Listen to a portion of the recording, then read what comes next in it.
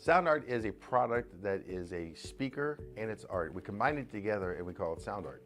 What makes it so unique that any picture can be your speaker? Sound art gives you the high quality sound without the ugly speaker. This isn't a picture with a speaker, the picture is the speaker. Just imagine your wedding picture uploaded onto a canvas and now it's speaking 10,000 tunes. I mean, it's a very cool concept. What we like so much about it that you can take anything that means something very special to you, upload it on the canvas, have it hanging up in your room, your balcony, wherever you want to put it, and now it's a speaker. I mean, how cool is that? It's something that we have that and no one has. No one has this product. It's just a great gift to give anybody. It's just a neat concept. Around here we say, art never sounded so good.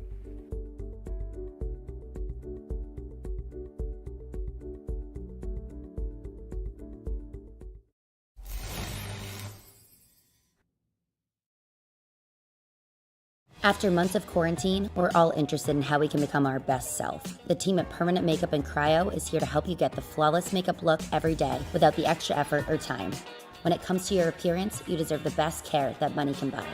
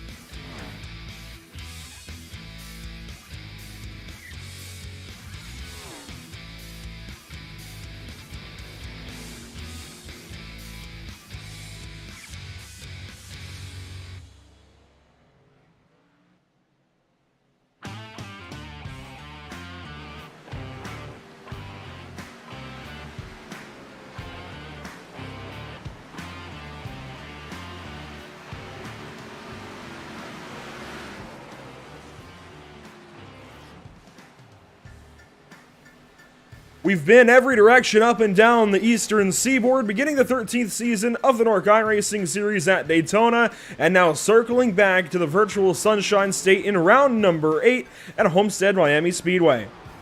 Welcome to the NORC iRacing Series on Pit Stop TV. Andrew Cardinale IV with Eric Brennan alongside, and Emerson Arden out and around the racetrack grabbing photos for us to enjoy on social media. We welcome you once again to our Facebook, YouTube, Twitch, and Twitter coverage this evening as we get set to go for 134 laps. That's 200 miles high, wide, and handsome against that pretty blue wall on the outside of the speedway. We can take a look at our track map this evening, and sporting 18 to 20 degrees of banking in the corners, the progressively banked Homestead-Miami Speedway is believed by many to be one of NASCAR's best tracks for heads-up, side-by-side, close, difficult racing as a result of the multi-groove and hard-to-handle racetrack here in South Florida. Indeed, Andrew, and I'll tell you, this track, which was built in the mid-1990s, has so much history to it. Two different reconfigurations, the one that we have here that we'll be running on tonight, and a point that you brought up to me in the pre-race program is the fact that even though the banking on turns 1 and 2 and 3 and 4 is the same 18 to 20 degrees progressive banking, this design built in 2003, however, the radius of turns 3 and 4 is a little bit tighter. In fact, you could see it on corner exit of turn 4 where it kind of sharpens up on the front straightaway a little bit quicker, and that creates some very interesting moments getting back to the start-finish line. So this track may look completely symmetrical from overhead, but if you pay close attention to it, you'll understand why the exit of turn 2 and turn 4 is going to differ tonight, and that may kind of change up the type of racing that we see on this just under 1.5 mile oval that, as you mentioned, it provides great racing, whether it be in real life or on the sim, and we can expect nothing less here tonight with NORC. Yeah, realistically, this is a 1.5 mile speedway, but with the way turn 4 is shaped, it checks in at 1.498. Some racetracks that check in at 1.5 and change. No, 1.498 here at Homestead-Miami Speedway. Just that little, those 2 1/1000ths of a mile that make that big of a difference. But we've got point standings as usual we'll talk about. We'll get right into it. Daniel Falkingham still atop the series with his 3 total wins so far through 7 races. Zoltan Herzeg 21 points back with 2 wins now after last week at Dover. David Shutt comes in 3rd. You see Tyler Justice has slid back a little bit. He's now in 4th after the early exit at Road Atlanta, followed by a no-show last week at Dover. He told me he had a vacation, whatever going on last week. He knew he was going to slide in the points, but he's ready to get back at it this evening. That is, if he connects in the next little while. I actually don't see him on our practice sheet so far, so he could slide even farther, but Chad Oxendine is ready to take that 4th place away. John Barry not far behind. Guys like Will Klein, Cody Miller, those 2 are even tied coming into this race. Spencer Owens, Aaron Smith, Sean Williams, Howie Briss, all inside the top 10. If you look further in, Eric, we see some guys have slid quite a ways back. We were talking last week about Tommy Gossett and Zach Lindgren on that cut line. Now they're 17th and 18th. Attendance has been a bit of an issue for some of these drivers in points, but right below that cut line are a couple of drivers who made their presence known at Dover last week. Brett Pancari and Jared Darling. Those 2 drivers, they're separated by 1 point individually for 13th, but they're within 6 points of Howie Briss, who holds the final spot in the championship bracket as of now. It's just going to be the top 12. It's not based on wins or anything. I love the old school way in which NORC sets their playoff grid come the end of the season, but Pancari and Darling are riding a wave of momentum. Both of them were up in the top 10. In fact, Pancari was up in the top 5 at Dover. Sheldon Lockie, by virtue of his consistency and always showing up for the races, also doing a great job there, 15th. Scott Shire, but as you mentioned, Tommy Gossett and Zach Lindgren, 2 drivers who, by virtue of some misfortune or not being at the race at Dover last week, they got kicked down the running order, but they've had flashes of brilliance as far as strong finishes. So this cutoff line is going to get really interesting as it gets down to the point at which it matters most. And tonight could go a long way in deciding how that top 12 looks when it comes down for championship contention a handful of races from now. And throughout June into July, these points are only going to get more interesting because after this evening, well, we've got 1 week. Then we go to the iRacing Super Speedway in a couple of weeks' time. Plus, we've got 32 cars this evening. Everything is going to mix up. I love the dynamic that we have here in the NORC iRacing Series. 32 cars showed up so far. Oh boy, a whole lot's going to happen. And this is one of those racetracks where somebody is going to come out of the woodworks, I'd say, and is going to show that they are here to try and win a race. Even if they aren't up there in the point standings, someone is going to show up and surprise this evening. I'm just waiting for it. You may have seen on Facebook, Twitter, Instagram earlier on, we shared some power rankings earlier on that were carefully thought out through some algorithms with the help of Joe Donahue, one of our longtime commentators now here at Pit Stop TV, and a fantastic guy as well. If you pay attention to those over on Facebook, Twitter, and Instagram as the season goes on, you'll see how things will evolve. Those are based on stats, those are based on trends, and they're based on a little bit of opinion, just helping break some ties and things. Zoltan Herczeg comes in riding a huge wave of momentum like you referenced, Derek. He comes in first in those power rankings. We'll see how that changes up. Also, worth noting, Brett Pincari, he comes in pretty high up there, and he just went fastest so far in qualifying, although he was the first one to get onto the speedway. Here is that number 35 car as he works his second lap of qualifying. Howie Briss now goes fastest. Yeah, Briss now is someone who is right on the edge of that cut line right now. Pincari, though, as we mentioned, momentum on his side. He's going to do what he can to try to keep that rolling on a track that it's hard to believe that you could put Dover and Homestead in the same category. Two different track surfaces. Obviously, the banking there is a bit of a relevancy between the two, but you almost have to attack Homestead in a similar fashion to that of Dover. It doesn't race necessarily the same. We're going to see these guys scattered all about the racetrack and plenty of opportunities to pass, but as Will Klein goes to the top, he's somebody who captured a lot of attention by his steady climb up into the championship standings. Remember, he was someone we thought was going to come out and win the season opener at Daytona, was one of the first cars out by virtue of a crash. He too ran very well at Dover, and we can expect those results to parlay here at Homestead tonight. And right now, he tops the charts with about 2.5 minutes to go. We also see Ariotti up to speed. He crosses under the flag stand and across the line, and where does he go? Well, I think that may have been his outlap. He's still got a ways to go to get a time in. You see him now working up the high banks in turns 1 and 2, and we'll see these guys drive these corners completely differently. He's sideways at a 2. Does he save it? He does, but that's going to completely throw that first lap away. Oh boy, I can't wait to see how these guys struggle in race conditions as well. Here's Tom Mercier on the speedway. Aaron Smith has just gotten out there as well. Here's his number 70 up alongside. Well, now he dips a little bit lower down in turn 3 and 4. That's what I'm talking about. He likely ran up towards the top in 1 and 2, a little bit lower through the middle there in 3 and 4. We got to arc down to the middle part of the racetrack, catches the wall, and he has gone around. That's obviously going to throw away his qualifying run here after he catches the wall. But here is the points leader, Daniel Falkingham, and it's hard to believe that he's somebody who we debated amongst each other as far as whether the momentum is on his side or if it's on that of Zoltan Herczeg, who's closed up that championship gap a little bit. But one thing that this driver in Falkingham has proven to be is versatile. Kansas Speedway picked up the victory, went to Michigan, got a win there. This track very similar to those two in a lot of capacities, and he also proved to get the job done on the road course at Road Atlanta. And if it wasn't for a mix and blend and pit strategy, he may very well have captured the flag at Dover as well. He is going to try to put that number 20 car on the pole here tonight at Homestead, and we'll see what he's got here as he comes off forward to complete this lap. To complete his first lap at speed, the number 20 will go third place. I really had to search for him for a moment. He goes third place, third fastest so far, just under a 10th off of Will Klein, and it looks like his second lap has been abandoned, so that's the best you can get out of Daniel Falking. And Will Klein looking to become a new pole sitter this season. We've had several pole sitters throughout the races thus far, but this would be his first if he hangs on to it in these last few moments. I say that, and Tommy Gossett.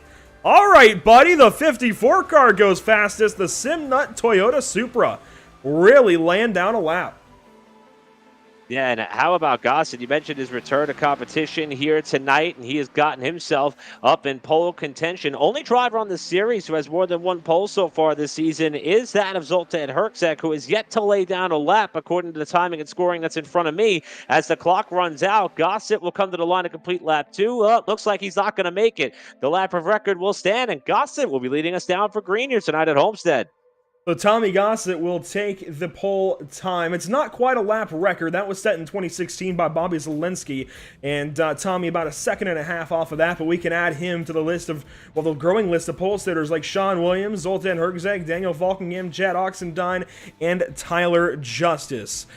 All cars getting ready to head to the grid this evening, getting ready to go for 200 miles of action. Let's walk through our starting grid. On pole, we talked about it, Tommy Gossett. The last second goes fastest.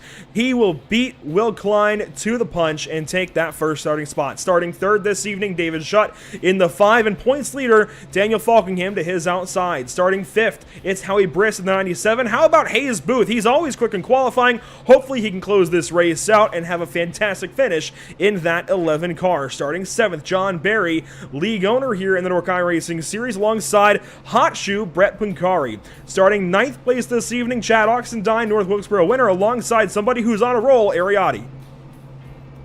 Taking back now to 11th spot, Spencer Ray is going to roll car number 6 off from the inside of row 6. Outside, Jared Darling looking for his second consecutive top 10. He'll be starting car number 1 in 12th. TCB, Tyrell Baker, car 25 will be 13th. 14th, Tom Mercier will be starting right smack dab in the middle of the pack in car 68. 15 starting position will take you back to the inside of row number 8. Cole Freilich in the 15, and Sheldon Lockie trying to make up points to get in that top 12. The 69 will start 16th. Scott Shire, 17th spot in car 4. Sean Williams in the number 89 will roll off outside of row 9. And rounding out our top 20 in this packed field tonight, we have Michael Keithley in the 53 and 19th, and Aaron Smith in car 70 outside of row 10 and 20th. A little further back here in the field, starting 21st this evening, we'll have Bobby Cheney in the 24. Zoltan Herzeg, last week's winner at Dover, starting deep in the field, 22nd starting spot for the 96. Rolling off 23rd this evening, Spencer Owens in the 12. Justin Gable making only one of his first or second starts of the season so far. He'll roll off from 24th. Starting 25th this evening, Nicholas Caressel, also somebody who has been rare on the grid this season. He'll roll off 25th position on the inside of row 13, with Zach Lindgren out of New Mexico to his outside. Starting 27th, Elijah Drew Gracia out of Texas. Dylan Patterson will line up alongside in the 03. Starting 29th, it's Patrick Colby in the 9. Josh Robbins starts 30th. The final couple of cars, you'll have 31st starting spot, Taylor Frey. Matt Hummel will roll off from 32nd. And, Justin Ford did get a late entry. He will roll off from the 33rd position. So 33 cars in all, ready to do battle for 200 miles. I can't wait. I'm looking forward to this one. This should be fun. Again, this is round number 8. Point standings taking form. A whole lot's been changing in recent weeks. You got to make sure to keep along with us for the whole ride, and we are going to turn things over as per usual to the one, the only, Terrell Baker. It's going to be a fun one, TCB. Hope you got your sunglasses on. It's going to get bright. Buddy, take it away. Boys, here we are here at Homestead-Miami. Get your sunglasses out. Get ready, because here we go.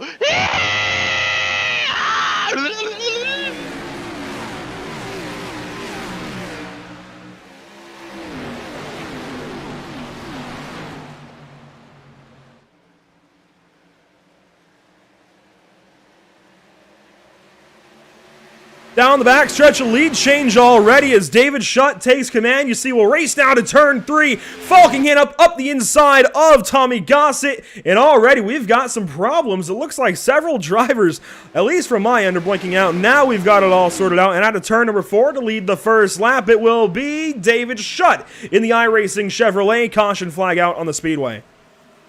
Caution for a crash off turn 4 at the end of that first lap. It looks like it happened at the middle of the field, and you were right, Andrew. When we kicked things off here, there were a couple of cars that got way up close to the wall, and things got really tight as Schutt went 3 wide for the lead in turn number 1 to take over that top spot. Falkingham had a look as well up towards the head of the field, but the carnage ensued off turn 4. This is off the exit of turn 2, so a couple of drivers starting to spread out wide and fall to the back of the field. We'll get a better idea later on when we get to see the positive and negative results that we've had so far in this race already, or some of the pluses and minuses we've seen from starting positions. But a couple of cars flirting with the outside retaining wall off 4, and it all accordion back together on corner exit. And you see there, I believe that Spencer Ray was one of the first cars to go sideways, and a couple of the other competitors didn't have anywhere else to go. We'll take one more look back at it, see if we can't diagnose some of what happened. It looks like well, of course, we got the yeehaw from TCB, but I think he's going to be involved in a little bit of contact here with Spencer Ray on this opening lap out of the final corner. You see Pancari bottom left of your screen, and Spencer just gets a little bit loose, actually. No contact from TCB, goes around right in front of the entire field. I don't think anybody hit him. But we were losing some cars there as we came across the start-finish line. We will take a look momentarily at his car to see if we can find any damage, and I don't see any. That is literally a bullet dodged at the start of this race. I mean, Spencer Ray is somebody who started up towards the front of the pack. I mean, he was in the first half of the field, spin sideways in front of everybody, and somehow, even though he came back up the racetrack, everybody was able to avoid. That speaks volumes to the level of talent in this NORC field that is made up of 33 cars. And for some of our motorsports purists and enthusiasts, Spencer Ray is somebody who competes in the IORL League. They're getting ready for their version of the Indy 500. Of course, NORC is going to have theirs 1 week from tonight, next Tuesday. I think it's only fitting that the day where the real Indy 500 kicks things off, that we have a 33-car field here tonight at Homestead, and somehow they all managed to avoid that spinning car without collecting pretty much the back half of the field. Pretty impressive for an incident that started on the first lap off turn 4. So lap number 4 now under caution. A few takers on pit lane that time through. Ariati, Nicholas Kressel, Will Klein, and Josh Robin all came in for service. These drivers do only have 4 sets of tires to work with this evening, so they've got to be careful about taking tires too early, but that may have just been a fuel stop, it looks like, for Ariati and Nicholas Kressel. Hard to say for Will Klein. He was in for, at least according to ATVO, 44 seconds and a minute .6 for Josh Robin. They've got to be careful on their tires. I'm going to echo Andrew Jarvis from the last couple of weeks. They've got to be careful on their tires. You do not want to take a set too early. Thankfully, it looks like those guys did not, but that's something to keep in mind. I think here at Homestead, you will want to save your tires as long as you can. Go ahead, use your tires up here early as far as length in the run. Run them deep. Just stay out as long as you possibly can here in the opening laps and save a set of tires for a late race caution. In fact, in recent years, we've seen cautions skyrocket here at Homestead. We could see that this evening. Already got one in the bank. Green flag will come back out, and again, that green 54 goes nowhere on the start.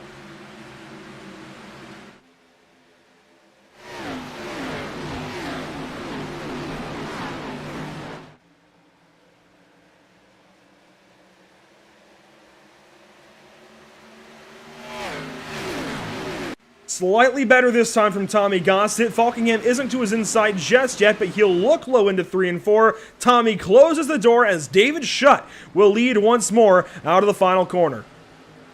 If this race comes down to a late restart, as they're 3 wide behind them for 4th off the corner. John Barry nearly got clipped there by Hayes Booth. You're going to have to watch that inside lane for restarts all day long. It just doesn't seem to have the same level of traction as the car on the outside, and that gave David Schutt an opportunity to propel himself out towards the front of the field. Here comes Falkingham, though, with a great run off, too. Going to try to pull up alongside that Supra of Tommy Gossett on the back straightaway. The fight for second rages on in 3 with Howie Briss looking on.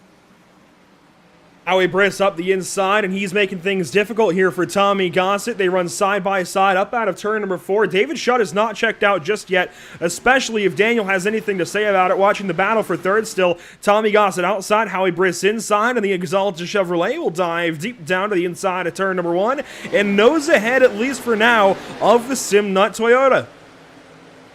As they come off the corner, Briss nearly washes up into the side of Gossett. They stay off one another by about a car length's width on the back straightaway, with Gossett propelling back out in front. Look at Briss dive that thing down in the corner. One of the things we've yet to talk about today, Andrew, with this Xfinity car, you don't have all the grip that a Cup car would on this very wide and worn out surface at Homestead-Miami. You got to be careful underneath another car because you can get loose quickly and up into the side of them. That time, Briss keeps it off the inside of Gossett, and we've got Falkingham closing up quickly, using the bottom of the racetrack to try to chase down Schutt for the lead. Yeah, Falkingham has quickly closed into the back end of this iRacing Chevrolet, and Daniel's looking for glory already. Not even 10 laps in, and he has really worked up to David Schutt. He's going to have something for him, I think. We're still early enough in the run. These tires have not faded just yet at all. I mean, sure, I'm sure there's a little bit of fall off from fast lap times, but there's still going to be tons of grip for these guys for sure. Working into turns 1 and 2. Now, on lap number 9 of 134, not even a tenth of the way into things, and we're starting to see some separation. By the performance that we're seeing so far out of these two, being able to commit to the top and bottom lanes with Schutt and Falkingham now in a bit of a race of their own. They've driven away from Gossett, who holds third, Howie Briss at fourth, and we've got the North Wilkesboro winner, Chad Oxendine, trying to crack the top 5 here tonight, but the battle for the lead is nose to tail off 4. Falkingham has chased him down. They got a second over that battle for third. We'll see if Daniel Falkingham will look for the lead in turn 1. He's been very good on the bottom. He'll stay down low with Schutt rim riding up top, and the battle for the lead is nearly side by side off 2.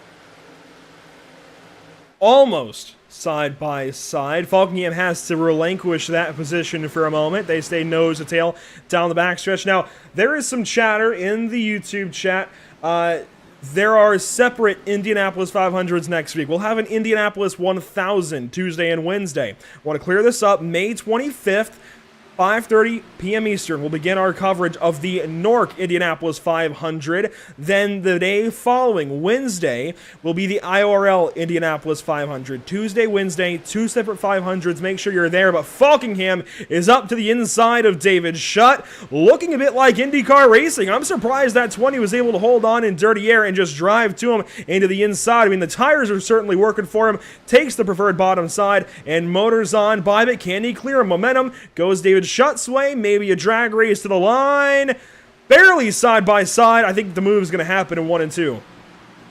Falkingham showed Schutt a lot of respect there. Homestead is a track that is privy to showing you perhaps a late race slide job if and when necessary. Lap 12, of course, is not the time to do that. As you see, Schutt have a bobble off turn 2. Falkingham with an equal slide as well. They'll remain side by side for now, but Falkingham, even though he's been able to kind of inch a little bit further ahead, he's not ready to be too aggressive to try to cement that spot with Tommy Gossett now closing in on both of these drivers.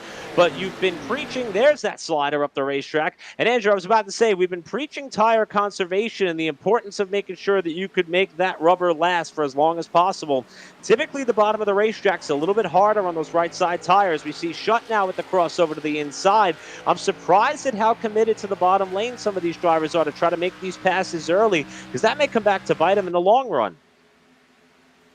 Yeah, it's a fickle thing, tire wear here in iRacing. Of course, you want to move forward when everybody is packed together because, of course, if you wait, you're going to have to go much, much further through the field. But if you do save tires, you'll have a little bit better grip later on. I mean, it's so tough. What do you do? I mean, it's 6 to 1/2 dozen the other, quite honestly.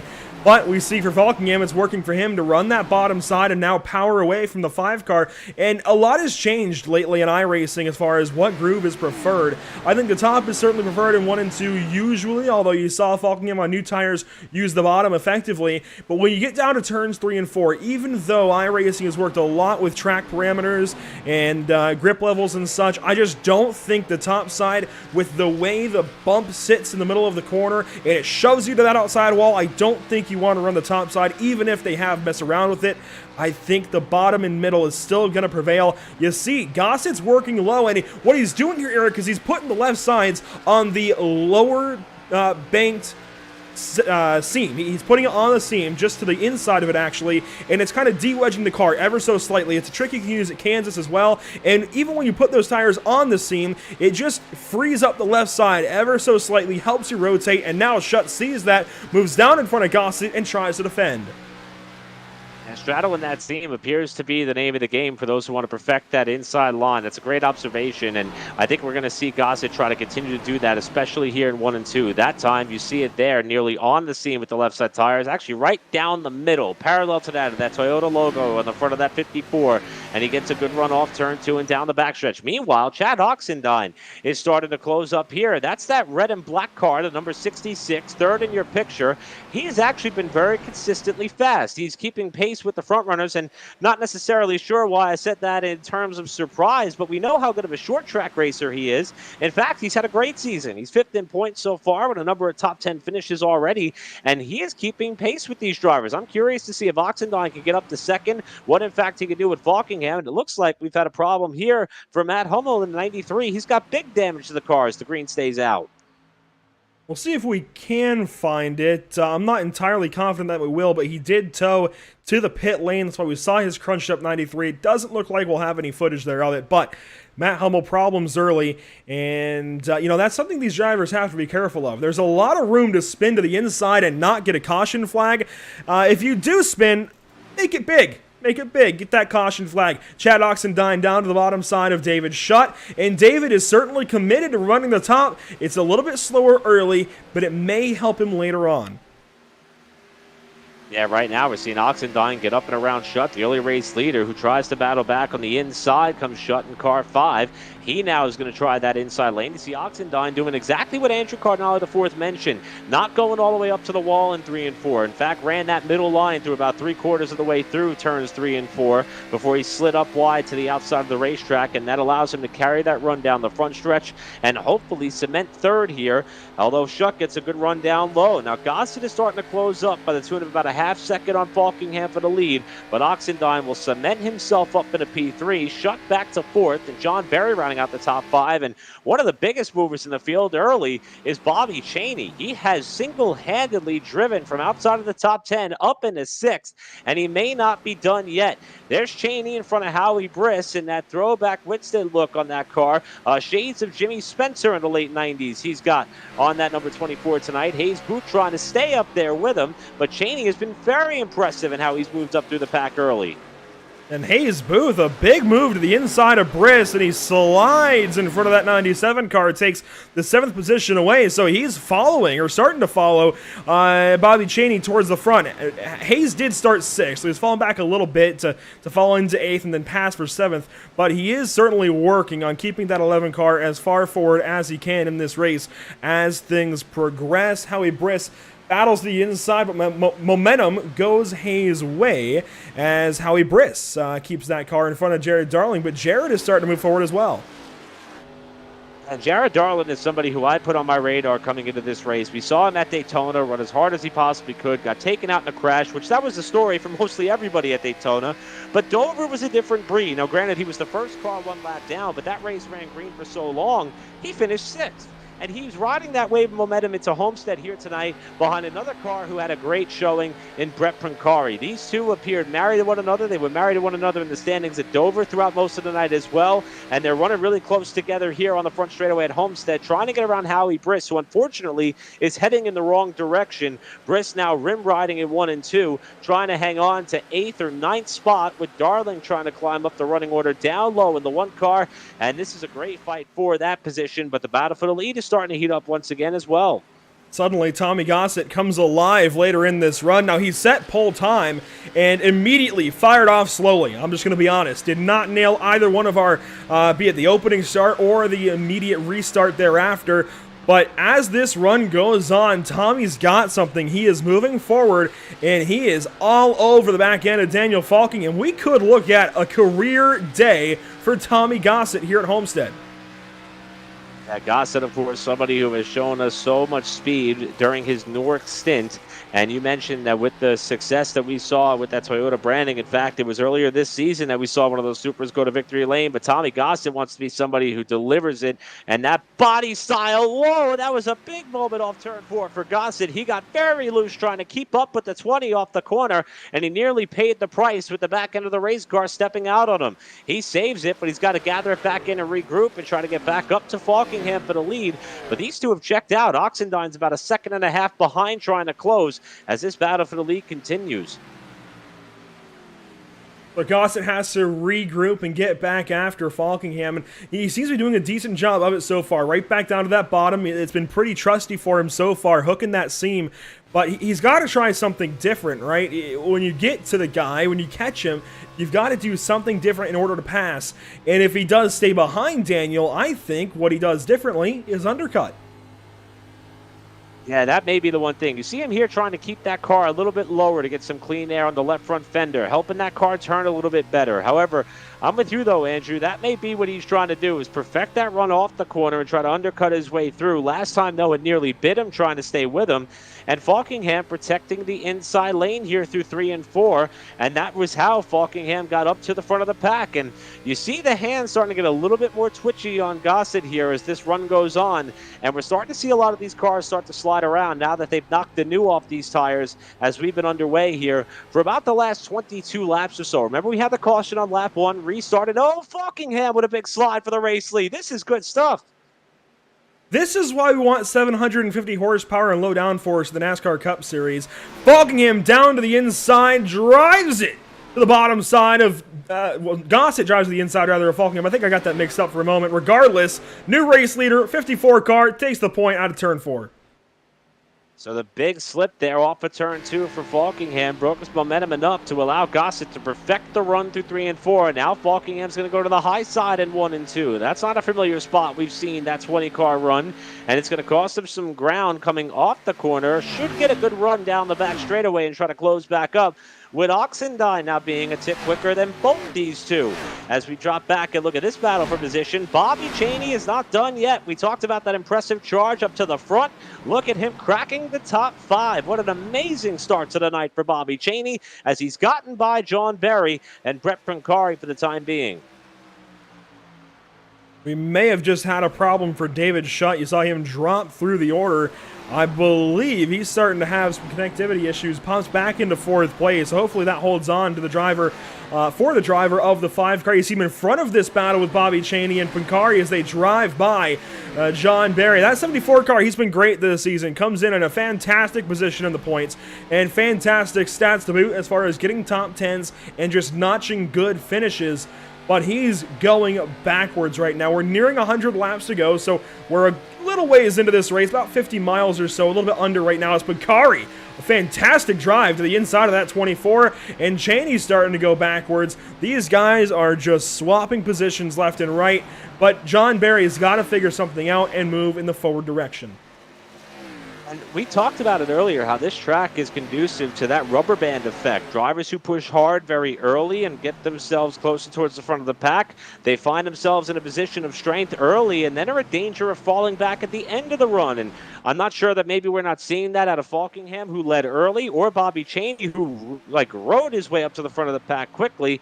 We're starting to see that unfold here maybe with a couple of these cars, and that comer and goer effect is going to continue here as this race progresses, with Cheney now back to 6th and Berry hunting to try to take that spot away off too. All the way down on that white line. We haven't seen them paint it until now, but they do so through 1 and 2. I'm surprised by the usage and the speed on the bottom this evening here at Homestead. Usually, we expect these guys to go to the top in 1 and 2. I even mentioned it a little while ago, and then drop down in 3 and 4. Right now, it seems like it's bottom line dominant, but you know what? We thought the same thing at Kansas, and we saw the same effect. So, again, I go back to iRacing's changes of track parameters, track grip, and I think that's changed Homestead as well, as John Berry drives down to the inside and might have a pass here momentarily. Berry now trying to make that bottom lane work to his advantage to see if he can get up and around that number 24, Cheney. There's that crossover move we love to see at this racetrack. Cheney timed the run off the corner on the outside perfectly. Now darts to the inside in 3 and 4. And this is a part of the racetrack where we're not exactly sure what the preferred line may be as they tighten up off the corner. It could get dodgy here on the exit of the turn, even running by yourself.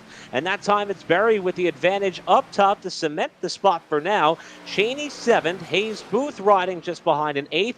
And how about Zoltan Herzeg, the driver who did not turn a lap in qualifying? Many of us penciled him in as one of the strongest drivers in the NORC field right now, even though he's 2nd in points and is 1 win shy of tying Daniel Falkingham for the most wins in the season thus far at 3. Herzeg has quietly worked his way up into the top 10, and he's not done. He's got a good run here on Booth for 7. Make that 8. He started very deep in this field, and he wants to move forward quickly. He's done exactly that. The number 96 Chevrolet is quickly into the top 10 and closing on more. You see Pancari, he's got company now from David Shutt after passing that 5 car. It looks like you can easily get past somebody, but then they hang on to you and they battle, and they might easily get past you, and then you'll be able to hang on to them. So I just love that these guys are able to go back and forth, keep throwing moves on one another, and even when somebody's trending one direction, you never quite know exactly what they're going to do over the course of a few laps. It looks like Zoltan maybe had the 8th position momentarily. He's got the top side of Hayes Booth, and a bobble from that 11 car promotes the 96 into the 8th position. More battles further back. Let's take a look at some of them. In fact, Aaron Smith has company, or rather, yeah, he has company from Zach Lindgren, as we found Howie Briss. He has dropped all the way back to 15th spot. Briss is somebody who is struggling with long run pace on that number 97 car, and as we mentioned, Briss is the driver who comes into the night 12th in the standings. He is on that cutoff line and needs a good run to boot, because some of the drivers who are up in the top 10 right now, like that of a Brent Pancari, like that of a Jared Darling, are the ones chasing him. And Briss continues to struggle and fall back. He's now got Patterson trying to make the pass, as well as Josh Robin of the 8 car on the front straightaway. Briss continues to go in the wrong direction as far as how the standings are concerned, and he's got more cars coming up behind him. That's Ariotti, who's going to fill up the rear spoiler off too, and Howie Briss continues his slide down the running order as this long run continues. It's actually Nicholas Caressel who's moved his way up into 15th spot. I think one of his first or second starts of the season, and he's looking pretty good so far. But this is on board with Ariotti, who he has a couple of back-to-back top 10 finishes, really solid points gains. He's moving his way up in the power rankings as well. He's into our top 10 despite being 25th in the standings. He needs to do some work this evening, but he is trending upwards. He's on the back end of Howie Briss in the 19th spot, and I think this 23 has some speed this evening. Lindgren, meanwhile, has worked in front of Aaron Smith, and Josh Robin is headed backwards as well. Now the 70 car has to dip to the inside of the 8, and Josh Robin is headed in the wrong direction to join that of Howie Briss. So a lot of great racing going on here at the mid portion of the pack, just outside the top 10, 3 wide off the corner. Oh, that was close as they come down the front straightaway, and now a big move's going to be made there mid-pack as this is one of the things we love about this series, Andrew, the fact that we are this long into a green flag run. We're starting to see these guys slip and slide, and we've still got battles like this all around the racetrack, and so far everybody's been able to keep it straight, but it's getting close to catastrophe here as we watch this battle on the backstretch. Scott Shire now to the inside of Josh Robin. I was mistaken at first. That was Dylan Patterson. He's shown as the 8 for some reason. I know these guys run plenty of leagues on the iRacing.com service. Must not have changed his number in time, and he's displayed on the racetrack as the 8, scored as the 03, and Shire's got something for the other 8 car, Josh Robin.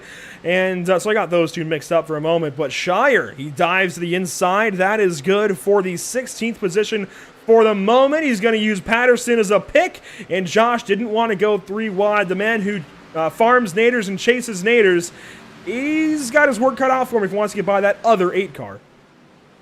It looks like both of those 8 cars have their hands full. I mean, Josh Robin has been sending it deep into the corner and letting the back end of that car slide, and he's still sideways off 4. Boy, he's got to watch he doesn't get run over there if that car keeps stepping out like that. Ariotti just cut him a break, as did Howie Briss, but Audi was the car that could have tapped him and sent him for a slide there as they continue to race very hard for position, and Robin is the one who is starting to have that really bad slide and continues to lose spots off the corner.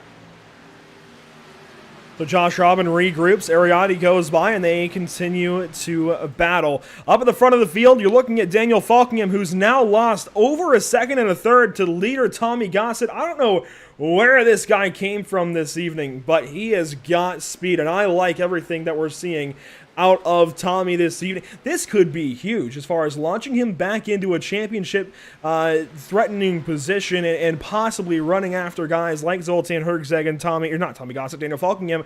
But the big thing that Tommy needs to do from here on out is just make races. He's missed Road Atlanta and last week at Dover, missed last 2 weeks. He just hasn't been here lately in May. He's got to sort that out. He's got to be here. He's got to get points. of the 5 races counted. He's finished in the top 10 3 times. He's looking for his 4th top 10 finish. Obviously, his first top 5 and potential first win if the night continues to unfold in the fashion that it has thus far. As we drop back to this battle for 5th, it is currently held by car 5, while John Berry, the runner-up in the championship standings from last year, who's had a significantly consistent start to the season. Only one top 5, though, for Berry, which I think has caught us all off guard and a little bit by surprise by the man who has his hands in the formation and operation of this series. However, it seems as though on nights when he doesn't have a black cloud hanging over him in terms of luck, he obviously has the pace to put down the solid results, and he's currently running in the 6th position and looking to get up into that top 5, but he too appears to have his hands full a little bit. Even though he appears to be a little bit quicker than Schutt, he's still working the throttle pretty significantly coming off the corner to make sure that car is pointed in the right direction. Big counter steer off too as he loses some ground on the backstretch. I'm both surprised by and satisfied with the speeds these guys are dropping to. Mid 130s, almost 120s in the corners. That is what you love to see. Now, I talked earlier about Will Klein having pitted under our first caution flag. It looks like he's got a little bit of right side damage. Don't know if that was before or after that caution, but he has worked up into the top 10 and into 7th spot. So if he took tires, that's a big brain play. If he didn't, he's just good. And I think we know that he's just good, but this is still incredible so far from Will Klein. He's driven into the top 10. Let's see where he started this evening. Says second. He did, that's right. He started second and gave that up, went all the way back to the back of the field, and he's driven all the way back through. Yeah, if I recall, I believe that car washed up and got up into the fence or close to the fence. Not sure if he had contact or not on the opening lap. The caution may have helped him battle back from falling through the field, literally, and now has himself working back up towards the front of the field. I was a little bit concerned about Klein, though, after that first lap fallout that he had and how that may impact what's been a righting of the ship, I'll say. After having the problems in the season opener at Daytona, we always talk about how good of a restrictor plate racer he is, but not being able to meet the expectation there due to something that was well out of his control, and he's been starting to click off some strong runs. We're also wondering when he's going to be able to get to victory lane, and he's got long run pace, I'll tell you that. He's working the bottom side on John Berry here for what would be 6th. That's David Schutt just in front of him to try to get back up into the top 5, and this is somebody who's trying to prove early in this race that even though he had to face a little bit of adversity and some damage to the right side of that car, that Will Klein is not done tonight, and it could be tonight. We see that 48 car back at victory lane as he makes the pass on Berry. Berry tries to counter. We'll see if Klein can get up and around David Schutt here to get back up to P5 in the next few laps. Well, and there's a reason he comes in 3rd in the power rankings despite being a little bit lower in points. He's just good. We know that. We know Will is one of the better drivers in the series. He comes in with one of the better I ratings as well. He's working on that 5 car, and I think he's just about got him. Yep, to the top side he will go, and he should have David Schutt soon now that he's alongside. Although, he didn't quite commit to the top and get the full run, and now he's going to maybe cross up to the inside. He will do that. The bottom in 3 and 4. We'll see if he gets them.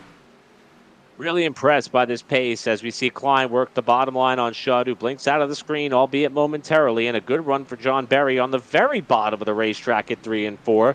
So far, we've not seen David Schutt's car reappear, so that could be problematic if he does, in fact, come back into your picture. And how about this? Pit stops are underway here on lap 47, the point leader, and the driver who is second in this race, Daniel Falkingham, in for service on what is a very busy pit lane. He stops it in the box perfectly, and we'll see how he fares on the pit stop here as Gossett remains on track. I don't think he could stay out for long.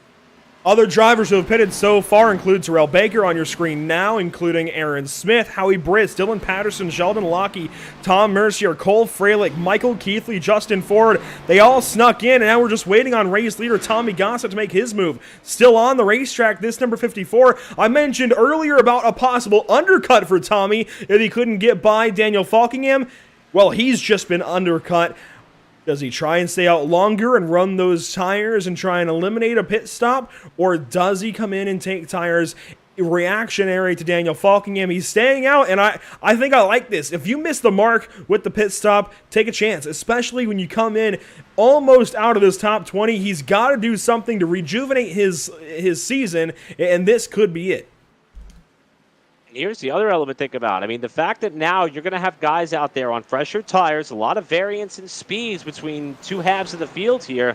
if Tommy Gossett could catch a caution, he's going to pin a lot of really quick cars a lap down who may either have to lean on a wave around or have to fight for a free pass later on. This could turn into a very big competitive advantage for Tommy Gossett should he be able to be lucky if someone has a problem on the racetrack. And judging by how hard this race is going on here for what looks to be that of about 6th spot between Hayes Booth and Bobby Chaney, that's not out of the question. But there's the evidence is how much these new tires matter. Falkingham, fastest lap of the race that time through. He's trying to make this undercut work, but he needs it to stay green as he now unlaps himself on Gossett. Goes right on by Tommy Gossett. That's the difference in tires. So if you're Tommy, you've definitely got to wait on it now. You've got to run a bit deep into this run, and I don't think he's doing that. He's slowing down. He's coming in. Tommy Gossett, we'll see how this works out. I'm not entirely confident in it. He'll come in, he'll get his 4 tires and fuel. He is going to give himself better tires either in this 2nd stint or the 3rd stint, but I'm not so sure about it.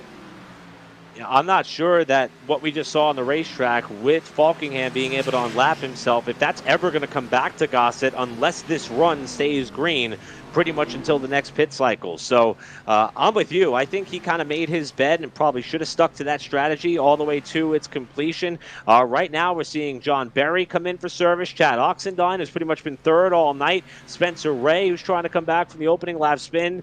Pit road is still a very, very busy place. You see Zach Lindgren finishing up service in the 85, but Brett Pancari, Will Klein, Hayes Booth are a couple of the cars that remain on the racetrack. They may try to take it as far as they can, hope they catch the yellow, and just as I say that, here they come. Pancari and Klein on the pit lane for service as well. Hayes Booth is in that number 11. The final couple of cars will be Scott Shire, Nicholas Caressel, it looks like, Jared Darling, and Sean Williams. And things are getting hectic on the racetrack. Here come a lot of guys with tires speeding by our race leader of Scott Shire. He did this at Dover a week ago, where he stayed out on the speedway for a long, long time on old tires. He got himself 5 laps led. Looks like he's trying to do the same. It's lap 52, coming to 53. When do you stop?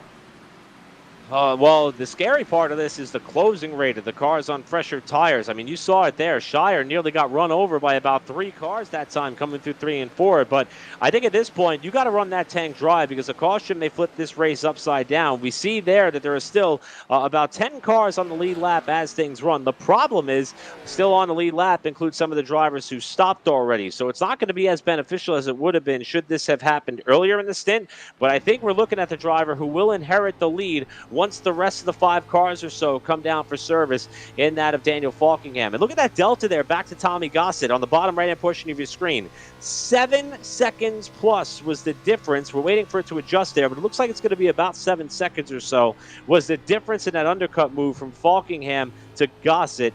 Depending on how the rest of this race pans out, and granted, we still got more than a half of this race to go, that could go down as one of the moves of the race if Falkingham is able to go on and win this thing. But we still got a lot of racing left to go, but that was huge. Still waiting on Caressel, Darling, and Williams to visit the pit lane. 7 seconds from the 54 up to the 20 car. And actually, it looks like Spencer Owens is still on the racetrack as well on these old tires. You see him in the number 12 Chevrolet. There goes Taylor Fry on the bottom side, and we're just waiting on these guys to join everybody else on the pit lane. Here's Nicholas Caressel, and Jared Darling is right behind him. This is technically the battle for the race lead. Of course, it will cycle out differently, hey, you know what? You were talking about it earlier on. If a caution flag comes out, this will change the race drastically, especially in favor of Nicholas Caressel, Jared Darling, if they continue to stay out on the speedway. And Jared, we talked to him for the first time last week at Dover. Got a not quite a top 3, but I think a top 5 finish. And that really, I think, is going to start a big thing for his season. I don't know that this is going to be any kind of race-winning strategy short of a caution flag. But if he stays out here, and quite honestly, they're only a little ways away from maybe taking a pit stop out. They've only got to get 10 more laps. I just don't know if they can get 10 more laps. I got to say, Jared Darling is somebody who I think has shifted into high gear as far as trying to get himself not only a win, but perhaps in the playoff contention as he gets a really big run here on Caressel for what continues to be the battle for the lead as things stand right now. Saw him passing around the broadcast earlier to some of his supporters and fans, so hello to all of them that may be watching as Darling gets really loose on the exit of 4, has to catch the race car there, and Spencer Ray is going to take advantage of that to try to get back around. Again, a lot of different pit strategies, so things are kind of evident flowing right now, and we may be a handful of laps away from things getting back to status quo as far as how we expect the running order to stay. But as Andrew mentioned, and I agree with you, even though we saw that undercut by Falkingham, and we're starting to see Tommy Gossett slowly eke back into that deficit that Falkingham was able to build up, this strategy could have long-term effects if we get a long green flag run. And a lot of people watching may be saying, well, that's not possible. If you weren't with us last week, we only had one caution at Dover. I mean, it is possible as we see a little bit of smoke up ahead by a car that has come down the pit lane now. I believe that might have been Jared Darling who has hit the pit lane for service this time through. But this race staying green is not out of the question here, and I'm curious to see how all these varying strategies pay off when we get down to money time at lap 134. We're already seeing a bit of an effect. Falkingham starting to lose time to Tommy Gossett. I just don't know how long-term this gain is for Tommy. I don't know that the difference will be there in the tires in some 10, 20 laps. Sure, it's helping him now. He's got that leg up because he's on brand new tires, can go out there and run purple lap times almost, but I'm just not so sure in it over the course of a full run. At some point, the tires will plateau. They'll just drop off and they will stay about there, and they'll all be struggling for grip. And at that point, the margin for error is so much larger. Tommy's really going to have to bust his rear end if he wants to keep gaining. You see Daniel Falkingham is almost closed in on Nicholas Caressel, and it looks like Caressel will pit this time by. Will finally relinquish that race lead. Does Sean Williams come in? He does. And I think you mentioned it there. I mean, without the help of a caution, it looks like it's still going to be 2 more stops for those drivers. They didn't necessarily get us there to that point of the race where they could be confident to make it on 1 more stop. So it's going to be pretty tough for them to go the distance after this without masterful fuel-saving measures and also perhaps a lot of yellows, which would pretty much throw a wrench into the whole thing as is. But that gap has come down between Falkingham and Gossett to the tune of under 5 seconds. But I hate to agree with you on everything, Andrew, but I believe you're right. I think at some point that is going to stabilize, that gap that is, and things are going to begin to run out. So at the point where Tommy may have to think about what he could do to perhaps undercut Falkingham on the next round of stops, but you can't do it too much because I think that they're going to try to make sure that they put themselves in a position to hopefully make it the rest of the way and split it if at all possible. But already we're starting to see Gossett kind of fight back to the right a little bit there on corner exit. I think he's already gotten so far into this stint that right rear is begging for some help. Well, let's break this race up, right? We saw Gossett go 50 laps. He went to lap 50. That was with the caution flag earlier on, but these guys can obviously do 50 laps on tires and fuel. That was 4 laps after Daniel Falkingham. Daniel then pitted after 46. 50 to go in the race will be, what, completion of 84, start of 85. That seems like the earliest that you want to come in. You wait 4 more laps, and that's running that last run at 46. So that's, what, 90 laps or so completed in this race, and that'll be 45 or thereabouts left. I think that's where Tommy has to come in. He can run these tires further on in this run, but I think he's got to make the most of this run and then undercut and get these gains back. We may be disproven in 20 or so laps if we start to see Tommy continue to just chip away at this race lead, but I'd have to imagine at some point the gains will be much fewer and more far between. I don't think they'll be quite as large. Right now they're still pretty drastic, but I think at some point it's going to level off, and even if they end up racing each other, it's really no net gain. It's a net gain for Daniel. It's a net loss for Tommy even at that point. So I think Tommy's got to come in earlier than Daniel, otherwise this is just handing the race the way of the Mainer. Even though we keep saying we expect those times to level out and stabilize, we're still watching Gossett cut in about 2/10 here, 3/10 there, and he's now gotten down about 3.5 seconds. So I do have to say, though, it's a little bit anxious to watch some of these onboard shots and see how hard he's working in the cockpit of the race car. The one benefit he does have as Falkingham gets woven into a little bit of lap traffic is I think Daniel's going to have a much harder time putting some of these guys a lap down than Tommy would if he caught up to him a little bit after the fact. So I'm not necessarily sure how much of that gap swing that we're still seeing as Gossett gets another 2/10 there that lap. I'm not sure how much of that is the tire difference versus the traffic element where Falkingham has to be a little bit more careful trying to get himself through some of these lappers. And oh, by the way, here's Zoltan Herczeg inching closer to the top 5, with Will Klein still having a strong night. Let's not forget about these two after they've proven a little bit of pace. I think we're a caution away from watching this head-to-head battle for the lead start to include these two who are now battling for 6th. And Will Klein, that's the difference of 4 laps on tires, so I might eat my words in a little bit because Will Klein came in 13 laps ago, Zoltan Herczeg came in 17 laps ago. That is the same difference in tires between Daniel and Tommy. I never in a million years thought that 4 laps, just 4 laps here at Homestead, would do that much to tires, especially here on iRacing. Apparently so. Apparently it's a possibility. We could see something really interesting here happen this evening. I think everything we thought we knew has to be thrown out the window, and we've just got to watch out for that 54 car. Keep on high alert. Let's put out a bolo on Tommy Gossett. And that gap continues to shrink. So the more that Gossett eats up that lead, the less that it looks like we know what we're talking about, Andrew, because he is still coming. And it's very impressive to see Gossett with the bit between his teeth and not being defeated. I mean, believe it or not, the psychology of motorsports and racing does translate over to the sim side as well. Confidence has a lot to do with how your results fare when you're out here and in competition. And I think it would be very easy for someone to be a little bit dejected to see how much of an advantage that Falkingham was able to build up by that undercut strategy. For Tommy Gossett, though, he's evidently not letting it waver him. Now you see Sean Williams make a pass on him. Remember, Williams was one of the last cars to pit in that cycle, so now he is benefiting from having some of the freshest tires on track. That was not a move for position as Williams tries to get himself back up in lead lap contention. And how about Chad Oxendine? We mentioned he was running at about the 3rd spot all race long. You see him now chasing the 3rd spot back down after an ebb and flow of pit cycles here with David Shutt back up for the P3. So we're starting to see the fight for 3rd begin to intensify. The fight for the lead continues to close up. Shutt nearly clipped the wall off 4. Oxendine's got a big run here. Yeah, that 66 car has got something, and he is quickly moving up to the 5. A difference of 3 laps on these tires. Shutt undercut that 66, and now Chad works back on by. The other thing we do have to keep in mind that I was overlooking for quite a while is Tommy's better on the short run. We saw that in that opening green flag stint. He's just better on the short run. Who knows what's going to happen? All we can do is strap in, sit back, and wait for this ride to take us through it all. I do want to spotlight, though, this 35 car. I cannot speak highly enough of Brent Pancari right now. This is really, really surprising for me to see him doing so well, but also it's a happy surprise. I'm really glad we're seeing somebody just pop in here and start to run really, really well in this season.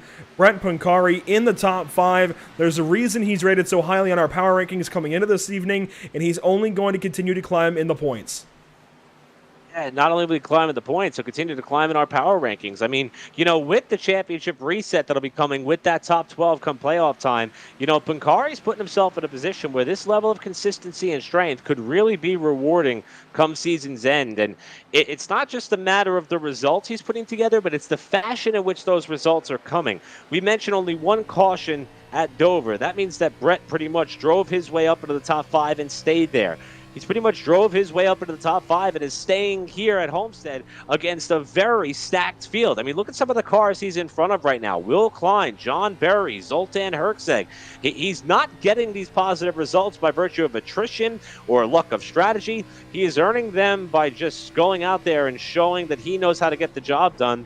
And he's continuing to climb his way further forward. That's 4th place. David Shutt out in front of the windshield here in turn 1. So I'm with you, Andrew. Pancari is really starting to put his name into the mix of guys who can go up there and perhaps maybe win a race or 2 this season and be in championship contention, as opposed to just sliding his way up into that championship race toward the end of the season. And it's fun to watch. All he's got to do is keep himself in that right position, right? When the time comes, as long as he is in that beneficiary position, suddenly something's going to go his way. At some point this season, I've got to believe, with all the completely different races that we've got on this calendar, something has got to go the way of the 35 car. Let's actually talk for a moment about that calendar and the races that we expect to see throughout the season here in NORC iRacing Series Season 13. So we've got a lot to look forward to still. We've had Daytona, Kansas, Michigan, North Wilkesboro, Kentucky, Road Atlanta, and Dover. Whew.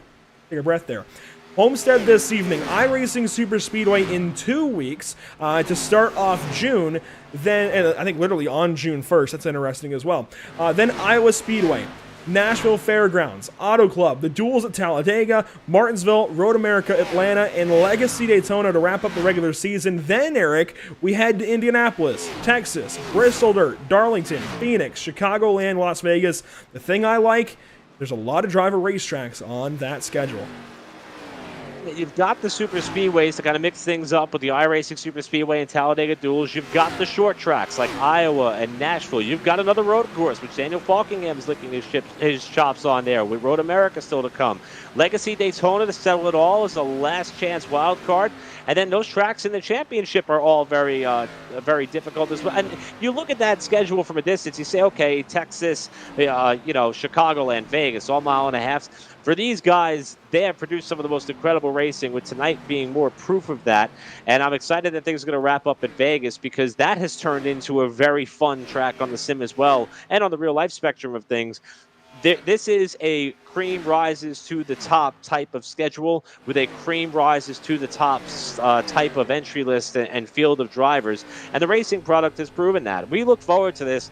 I mean, even when we talk off the record about some of the series that we cover on the platform, this is one that we look forward to, not just because of the following it has, but just because of how much fun the drivers are and how good the racing is. I mean, we leave these races at night each and every week with enough adrenaline in our veins to line them up and do it all over again.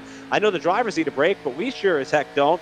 And I love being a part of these broadcasts. As we get closer to halfway here in this race, I really think that the rest of this contest is going to mirror what the season has provided us and will continue to provide us, and that is with some high-quality entertainment. And look at Tommy Gossett closing on Falkingham for the lead. It's under a second. 10 laps clear of halfway, and this 54 car is closing and closing quick. I'll eat all of the words that I said earlier, that he couldn't catch him, wouldn't quite catch him, whatever, that he would stagnate. He is clearly moving forward. Before he gets there, I want to recap some of the top 10, as it looks like we might have some pit stops coming soon. I think it's still a little bit early, but within about 10 laps, we'll start to see them make their way down. We'll start off in the 10th position currently.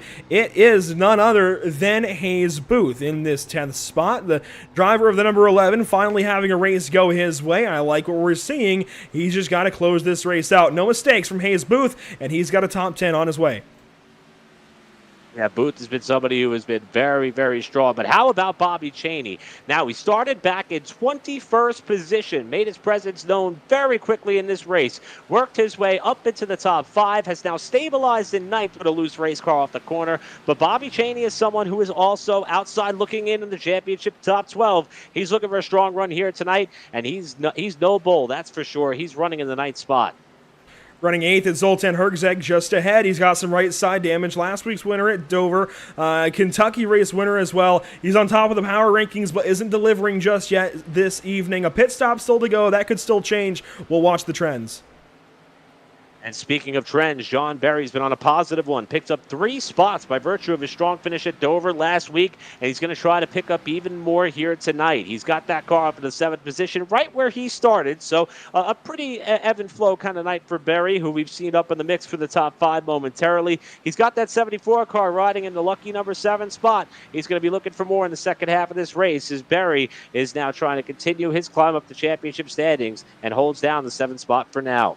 He's chasing David Schutt. We've talked a lot about him. He led the opening laps here at the Homestead-Miami Speedway, running a nod to Josh Berry in that iRacing Chevrolet Camaro. He's doing a great job this evening. 8 laps led. He's just got to keep it up, and he's got to find something here in the latter stages. I think maybe an overcut could be in store for the 5 car to start gaining time.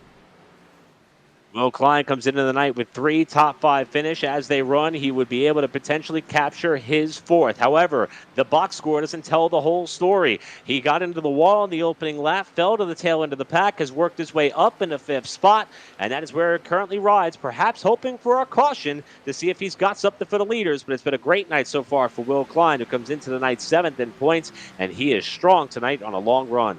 Speaking of leaders, one of those this evening is Brett Pancari. Continues to move forward now into 4th. He's got a couple of laps led through that pit cycle. He could add some more. He's working up to 3rd place, and he's got that 66 in his sights. Speaking of that 66, Chad Oxendine, known to be a really good short track racer, the North Wilkesboro winner, who is 5th in the championship standings, is also proven to have a pretty fast hot rod here, as he's in 3rd, car in the wall behind the leaders. They keep it straight for the time being, and here is the battle for the lead. That was Cole Freilich who tagged the wall in the backstretch, but Tommy Gossett and Daniel Falkingham, the only 2 drivers we've yet to talk about in our Through the Field, are now nose to tail for the top spot as the pit window is approaching. We're about a couple of laps away from where I thought Tommy could pit at the soonest. He could dupe this 20 car. He could just suddenly come into the pit lane and take this lead for himself. He's better on the long run. I think that could be the move. He's clearly caught this 20 car. He may not have the easiest time of passing him as everybody's tires are worn. You see Falkingham protecting the bottom. Cannot give it up. He knows it. What do we do in 1 and 2? Who knows? And when does Tommy Gossett comes in again? Who knows? Saw Gossett get back to the power a little bit sooner than that of Falkingham and wash up the racetrack. Now he's going to look to the bottom. He's going to send it in on the bottom for the race lead. Is the door open wide enough? Not quite. He keeps the left front fender down lower on Falkingham, maybe trying to loosen up the 20 and get some clean air on the nose of that 54. And on the back straightaway, Gossett wants the lead, and he is giving Falkingham all that he can handle. Now dives low for the lead in 3. It's going to take a lot more than that. Falkingham on the top is going to have momentum down the front stretch at Homestead. The 20 steps out the slightest bit, drag race to the line, and across the line that time. Falkingham continues to lead in what would have been a photo finish to start off. 50 laps to go.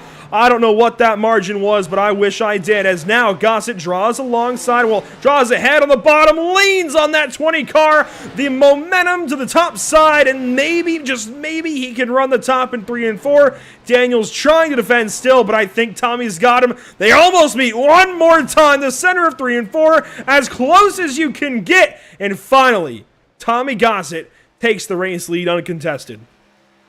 That was good stuff. I think all of us were wincing a little bit as Gossett sent it in a little bit deeper each time, and Falkingham tried to hold him a little bit tighter each time, and Gossett now has the edge. So this is the point where I think we admit to all of our listeners and watchers, we were wrong, because Gossett worked his way back to the front and was able to muscle his way up to the race lead. Now Brett Pancari is trying to do the same for 3rd as he has chased down Chad Oxendine here in the fight for 3rd spot. And as we mentioned, that pit window is approaching, and that may be the difference as far as how this top 5 shakes out, as we've only had 1 caution in this race. Freilich bouncing off the wall again, and that time in 3 and 4. His night has not unfolded the way that he would have hoped for, and after that wall tag, he may check up Oxendine here in this race for 3rd on the front stretch, as Pancari is going to try to set him up low. Cole stays high, Brett goes low, and Chad through the middle. Brett's finding some grip, and I'm actually surprised by this for real this time. He's only got 1 lap advantage on Chad Oxendine's tires, whereas Tommy had 4 laps on Daniel Falkingham. So this isn't exactly what you would have expected when the pit cycle finished up, but clearly the 35 has something. He's turning a lot, though, center of the corner, loses all of his nose, and, I mean, he is just pushing one into the pit lane, and that is Dylan Patterson. Patterson is going to be the first to break from the track to the pit lane. Patterson was running 1 lap down. Again, scored his car 0-3, designed his car number 8. And you see he too has a little bit of right side damage on that car by virtue of some contacts earlier. In fact, we might have an opportunity to go back and get a look at one of the things that have unfolded in this race so far, perhaps for Patterson, and it is. And this is that entrance to the pit lane. A very tough entry as you come off the banking. Patterson way on the brakes trying to get it woed down. And I'm not sure if he got it woed down in time without getting a penalty there. Andrew was certainly carrying a lot of speed there. It looked really, really close at first. It looked a lot more uncontrolled for once from TV than it did from onboard, but he got it down to speed. It looks like no penalty, got back on the racetrack, and should re-enter the racing surface. In fact, there he is on the access road. You don't have to use the access road in 3 and 4, but you do in 1 and 2 when you re-enter the facility, and he has to take that slower route around the first couple of corners of the racetrack to rejoin. Brett Pancari still all over Chad Oxendine. Again, I love everything from this 35 car so far this season. Princess Daisy is working for him. We'll see if that changes up at all. I noticed, though, Zach Lindgren up into the top 10. I think we had somebody ahead of him, maybe Pitt, because he has... Oh, wow, Hayes Booth. What was that out of turn 4? That's the easiest pass Zach will have all night. Yeah, Booth's starting to show a little bit of that slide off the corner as far as getting a little bit loose here. We see Zoltan Herczeg coming off the pit lane and trying to see if timing and scoring is indicating that perhaps some of the front runners may have come down. We'll double check on that. Now we'll check no. In fact, they remain on the racetrack there, so that was just a blip in our timing and scoring with Gossett and Falkingham. But I did see Herczeg come off the pit lane, so he definitely came down for service. Now we're watching Gossett and Falkingham, and at this point, if you're Daniel Falkingham, I'm not sure if you want to try to follow Gossett in should he try to pit early. Falkingham got real sideways there. I bet he's begging for some fresh rubber here for this final stint because he was out here a lot longer by virtue of that undercut, and Gossett is reaping the rewards. We're getting closer to 40 laps to go, and I think that's waiting a little bit too late, to be honest. I think you can certainly get some pretty solid advantage by pitting at some point before now. Of course, Gossett, we expect him, if he runs it out like the first stint, to come around lap 100. That's only 34. That's only 50 miles to the end out of this 200-mile race. That's an interesting call if he does go that deep once more. Man, I would think you'd want to come in just a little bit early. Yeah, I think this is going to benefit some of those who've elected to come down and stop already, like out of Zoltan Herczeg. Only variable is going to be that if we see a caution. Now, Hayes Booth, after that hospital hobble there off turn 4 a couple laps ago, has gotten back up and around Zach Lindgren. And this is going to matter here before these drivers have to come down and stop. You want to be ahead of the competition before you come in and get your service, and then hope to try to multiply that advantage, not only through your stop, but through your in and out laps and whatever tire strategy you elect to play, or I should say whatever pit strategy you elect to deploy. And this has been a great battle here. A couple of drivers who are on the outside looking in as far as that top 12 is concerned. They've had flashes of brilliance, not a lot of results to show for it between the two of them. They're both looking to end tonight with a top 10 run, and they are having a great battle for position up here inside the top 10. Hayes starts to lengthen it, then gets sideways just as quickly out of turn number 2, and Zach maybe to the inside. No, he waits. That's what I always like from Zach Lerner. He's just always super patient, and he takes them as he can get them, won't force anything, and he could be coming into the pit as well. That might be why. No, he gets back on the throttle and digs back up out of turn number 4. He's going to have something, I think, here soon, and he deserves to move up in the power rankings as well. This is a very quiet top 10 run. This is why I wanted to highlight these two. They're both being quiet so far in this top 10. Fantastic stuff out of each of them this evening. This battle, though, has not gone anywhere. Chad Oxendine still has a mirror full of Brett Pancari, but this time it looks like Daniel Falkingham has finally pitted, and he will rejoin the race. So he's going to take that undercut strategy as well here for the second time tonight. And it makes sense because of the fact that he was at that about 7 or so lap tire disadvantage compared to that of the leader in Tommy Gossett, who is now in for a stop as well. So consider that to be lesson learned. He doesn't want to give Falkingham that big of an edge on an undercut. He pitched just 1 lap later than that of car 20, and it is now Tommy Gossett in for service. Left side's going on. We'll see if that 1 lap is going to allow Falkingham a chance to close up on Gossett for what may be a battle for the lead as Oxendine inherits the top spot. Pancari is on the pit lane for service. Klein stays out, and David Schutt is going to follow him in as well. And Zach Lindgren is finally going to come in that number 85 car. Hayes Booth pitted the lap prior, so everybody making their moves. That was solid coverage from the 54 to cover up that undercut finally. I like that from Tommy Gossett. That said, guess what? Daniel Falkingham is back ahead, so we get to watch this for round number 3 between Tommy Gossett and Daniel Falkingham. Yeah, and I'm starting to wonder if that little bit of a swing in momentum that we saw in the latter stages of that second run after the pit stop, if that was more so, Gossett having a long run car or the advantage of the tire deficit by virtue of the undercut in Falkingham. And we've seen some of these drivers, Tommy Gossett and Will Klein are the first two that come to mind, who have proven to have really good long-run speed tonight. The question is now, is this run, it's not going to go the full duration. It's not going to be the longest stint that we have between pit cycles, but is it going to be long enough for Gossett to make up this deficit he now faces between he and Falkingham to the tune of about 3 seconds? As this pit cycle works out, you can just faintly see a black and blue car up ahead as Gossett's going to work to the inside of Elijah Gracia.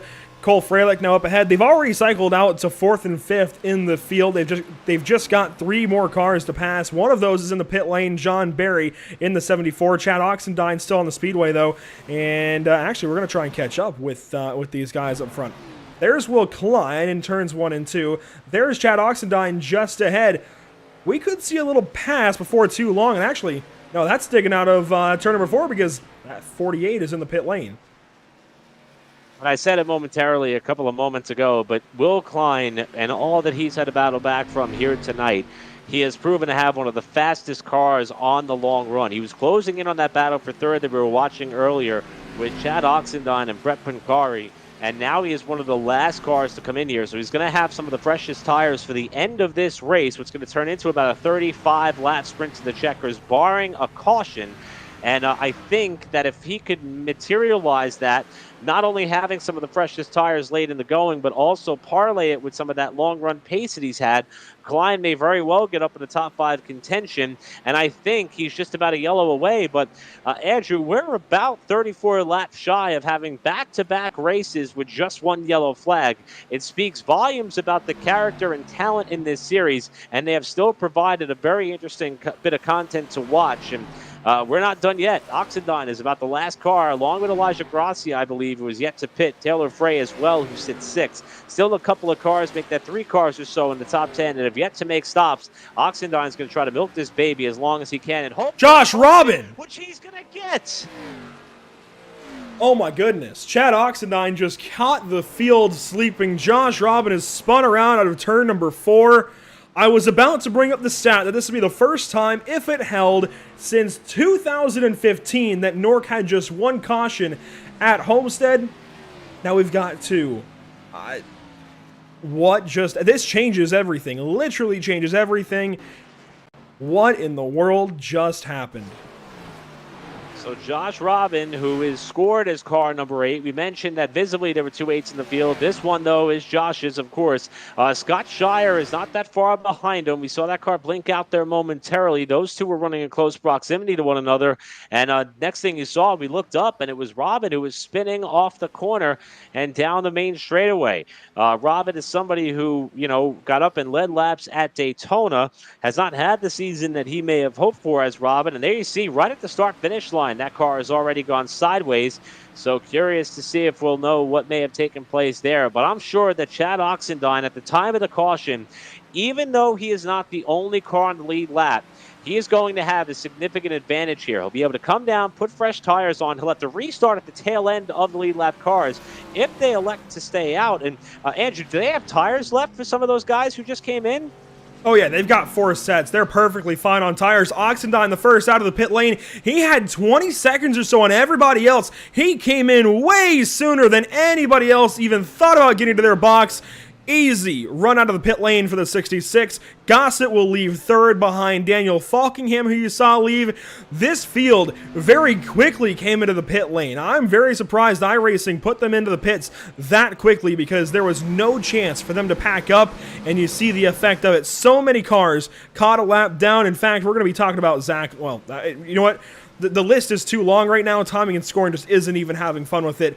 It's a lot. I think we're looking at guys like Taylor Frey, Zoltan Herzeg, David Schutt, Bobby Cheney, Spencer Owens, John Barry, Aaron Smith, Hayes Booth, Ariani, Zach Lindgren, Sheldon Lockie, Nicholas Caressel, so many more who are going to take this wave around and get back on the lead lap on slightly old tires, and Chad Oxendine calls the perfect strategy move. I don't know that it's going to hold. He's still got 6 or so drivers with him on now fresh tires, but what a power move. And what some of the drivers who are going to take that wave around are going to hope for is a quick yellow so that way they could come in and put on fresh tires, what may end up being even fresher than the cars that just came down for service right now. But that's what Tommy Gossett was hoping for at that stint at the midway portion of the race. He wanted to try to catch a lucky yellow and give himself a bit of an advantage, or at least place himself up at the front of the field. And Chad Oxendine, who made his bed and laid in it, and it's going to pay off here and now put him ahead of this pack on a level playing field for the first time since lap 4. It's going to be really fun to watch in this upcoming restart. While we have this first stoppage of action, big shout out to our partners here at Pit Stop TV, Tucson Sound Art, Raise Pays Setups, Permanent Makeup and Cryo in Maine, Whiplash Media, and BAM Racing Videos. Let's take a look so far at a nice little race recap. 2 cautions, this is the second of them for 4 laps. That'll go up a little bit. We should hit 7 once we go back green flag racing. But in all of this so far, 11 lead changes. Now, that's mostly been perpetrated by our pit cycles, but a whole lot has changed up front several times. Tommy Gossett was your pole sitter way back when we started this race. Immediately lost the lead, and it's just been him trying to catch up and get to that race lead and then hold it for as long as he can ever since. Now, the other side to all of this is we just had a caution flag mid-pit cycle.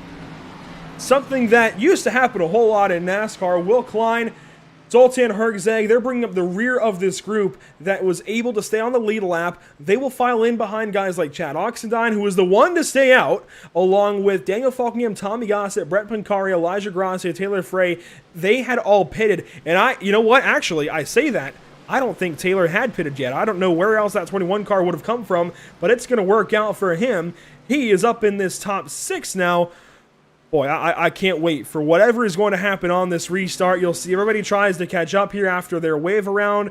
We got a camera stuck in the fence. I think somebody might have gone up there and given that a tap or something, but we're going to see a very long line of race cars come around, and I think the start's been waved off to catch everybody up as well. I think I see pace car lights still on, and yes, we're staying caution flag to get all of those cars caught up. We may not be done with the yellow flags yet. I mean, here's the thing. A lot of those cars that took the wave around, they could not come down and bolt another set of tires on like we saw Falkingham, Gossett, Pancari, cars that already stopped. Give it about, 10 or 15 laps ago when they started to kick off that pit strategy. Those guys did not have a chance to come back on and bolt on fresh tires. Otherwise, they would have lost the virtue and ability to take that wave around. So there's going to be some guys with their hands full in the midfield here as we get set for this restart. We might see another quick yellow here as those guys battle it out for position further back after getting back on the lead circuit. Look at that long line of race cars back there. Everybody in a line. And when you take a wave around to be eligible for that wave around here on the iRacing.com service and in NASCAR, you cannot visit the pit lane during the caution period. You have got to stay out. Then cycle in front of the in front of the race leader and directly behind the pace car, and then when we're about to go green flag racing, you can cycle through, you can pass the pace car, get back caught up. NORC gave these guys an extra lap, which is fantastic since there were so many of them. Usually you just have that one lap to catch up, though. We're only going to have, it looks like, 4 rows of cars doubled up when we set these guys loose at a turn 4 this time by. Chad Oxendine, your new race leader, in control of the field down the front stretch. Green flag back out.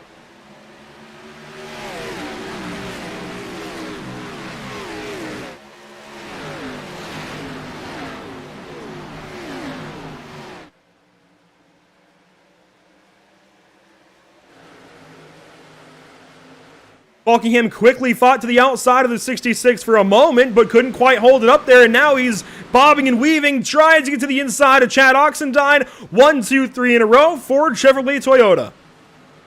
Now, Oxendine really wanted to try to protect that bottom lane as they got down in turn 3. That checked all 3 of them up here as they're back up on the main straightaway. Look at Oxendine. Fade drivers left to defend the bottom. Falkingham's going to toss it down in there, see if he can get up alongside. Not quite. And they're all running in lockstep formation with Pancari right there, the 4th car in line. Elijah Gracia now in the top 5. David Shutt rejoins us. Zoltan Hergzeg. A lot has sorted out, but we've got a battle up front. Chad Oxendine, a rear view mirror full of a blue number 20. The North Wilkesboro winner might have a shot here. He's just got to hang on. I just don't know, though. Daniel Falkingham's been so good this season. Think about where he's won. Kansas, Michigan, and he looks down to the inside. He will take that spot. He also won at Road Atlanta, completely different from Homestead, but Kansas and Michigan pertain directly to Homestead-Miami Speedway, and he finally uses all of that to clear the 66 for the race lead. And Tommy Gossett, that was aggressive. Gossett had a big run off the corner after Oxendine had a check up. Ball being he hits him! They touch. That time, they bounce off one another. They save it, but Gossett trying to hang on the bottom, and Falkingham is loving this as he opens up about a 3-car length lead at the line. He drove into turn number 3 and chose violence. I mean, he hit that 66 on the door. Thankfully, they kept it rolling. He was able to just lean on Chad, and, you know, no harm, no foul. We keep racing, obviously, but that could have been rather dangerous, rather quick, and this brings Brett Pancari into the battle. That could be what Daniel Falkingham needs, at least for the near future, to stay well ahead of these guys. The unfortunate reality for Chad Oxendine is that he has had about a third-place car all night. Daniel Falkingham and Tommy Gossett are trying to prove it, and they're also trying to prove as to which one of them has the race-winning car here tonight. Pancari, though, running in 4th. How about Zoltan Herzeg up into the top 5 here tonight? He's been mired in about 7th or 8th throughout the majority of this contest, rim-riding his way around the outside of Elijah Gracia off to David Schutt running in 7th. Taylor Frey still hanging on there in 8th. Will Klein hoping this thing stays green, so he can flex some of that long run muscle that 48 car's got tonight. And John Berry, your top 10, while the fight for 3rd continues nose to tail off the corner with Pancari trying to mount a charge on Oxendine for 3rd. The night time is the right time. You see temperatures dropping, and they'll continue to drop as the night goes on, and darkness sets in. Of course, the lights are on. Fantastic racing so far here from Homestead. This is what you like to see, and for so long, we only had static daytime racing at Homestead. Now we get to see the sunset that we saw a little while ago through pit stops. We've got full-on nighttime here. This place looks fantastic. It's been remastered lately. iRacing has done a fantastic job as of late with everything, and it looks great as we've got battle up front. Tommy Gossett continues to try to reel in that 20 car of Daniel Falkingham. He's done a decent job. I think since he got 2nd place, he's held relatively steady to that 20 car, but he's got a ways to go, and he's got to do it quick. And I'm not sure that this run may be long enough for Gossett to reap the reward of that long run speed that he has had. However, he is certainly motivated. As we mentioned, Falkingham looking for his 4th win of the season, trying to extend the championship point lead after Zoltan Herzeg has been the best of the bunch over the last 3 races. Back-to-back top 2 finishes make that 3 consecutive top 2 finishes for that of Herzeg with 2 wins to boot. He closed up that championship lead to 21 markers. Falkingham wants the wave of momentum back on his side, but Gossett has been strong. We've seen him send it in deep to take over the lead. We saw him send it in deep to take over 2nd spot. He has not been able to close down this 4/10 of a second gap that separates both he and car 20, but they are continuing to separate themselves from the field to try to make it a mano-a-mano showdown at Homestead with Gossett and Falkingham setting sail. Trouble, turn 3. Oh, and they pile in! Tom Mercier with problems in turn number 3. Bobby Cheney gets hit. A lot of cars just piled into all of that as he tried to miss. Tom spun around at the corner. Looks like Mercier was the first car to go sideways. We saw that there as that car was already facing traffic with one of the doors wide open and the number being set as a bullseye for the competition. And you hate to see Bobby Cheney get caught up in this one because he was running so well. This is off the corner. I believe that's Taylor Frey and David Schutt who almost came together off too. Oh, Will Klein completely crashes him. Yeah, it looked like Klein tried to go down low, and he caught Mercier at the entrance of the corner. And here comes more contact. Oh. Man, Bobby Cheney was just slowing to try to miss the stationary car and got drilled in the side by Josh Robin and company. And that puts an end to what was an incredible day for Bobby Cheney thus far here at Homestead. Or it may not end it, but it certainly is not going to help it. There was contact between Schutt and Frey, and Tom lifted. He blocks. You know what? I can't blame Will Klein. He took the run low when Tom blocked him a little bit. And, that's just tough. I mean, oh my gosh, Josh Robin, he was slideways coming into things. What in the world? The other car involved was that of Howie Briss, who spun out of frame on the bottom left-hand portion of your screen. And I love that overhead shot, Andrew, because you're right. It changed my perspective of the incident as well. It looked like, and you'll see it here, I believe there's contact between Schutt, Frey, and Mercier, or at least Mercier is going to break his momentum. He goes from being right on the back spoiler of David Schutt's car here off 2. You see Frey with a bobble. Here comes Schutt. He slams into the side of him. That checks up Mercier. Look at all the momentum lost here. And then Klein ducks low. Mercier tried to defend, and he gets tagged sideways. Klein doesn't get away too easily. Look at John Berry squeak by. And here comes Bobby Cheney. He slows down to a proper pace, gets through, and he gets drilled in the side by Howie Briss and Josh Robin collectively. Man, you want to talk about somebody who hasn't had much luck this season. Bobby Chaney is leading the Hard Luck Award contenders for this season so far. That is a heartbreaker. Jared Darling also came in on that one pretty late, and this should be a good view as to everything that happens a little ways after the fact. You see Sheldon Lockheed. There's the smoke up ahead, and at this point you're flying in blind, and it looks like Jared gets hit. Does he possibly get hit? Yeah, he got hit by Howie Briss and Josh Robin that just never, ever thought about lifting for smoke.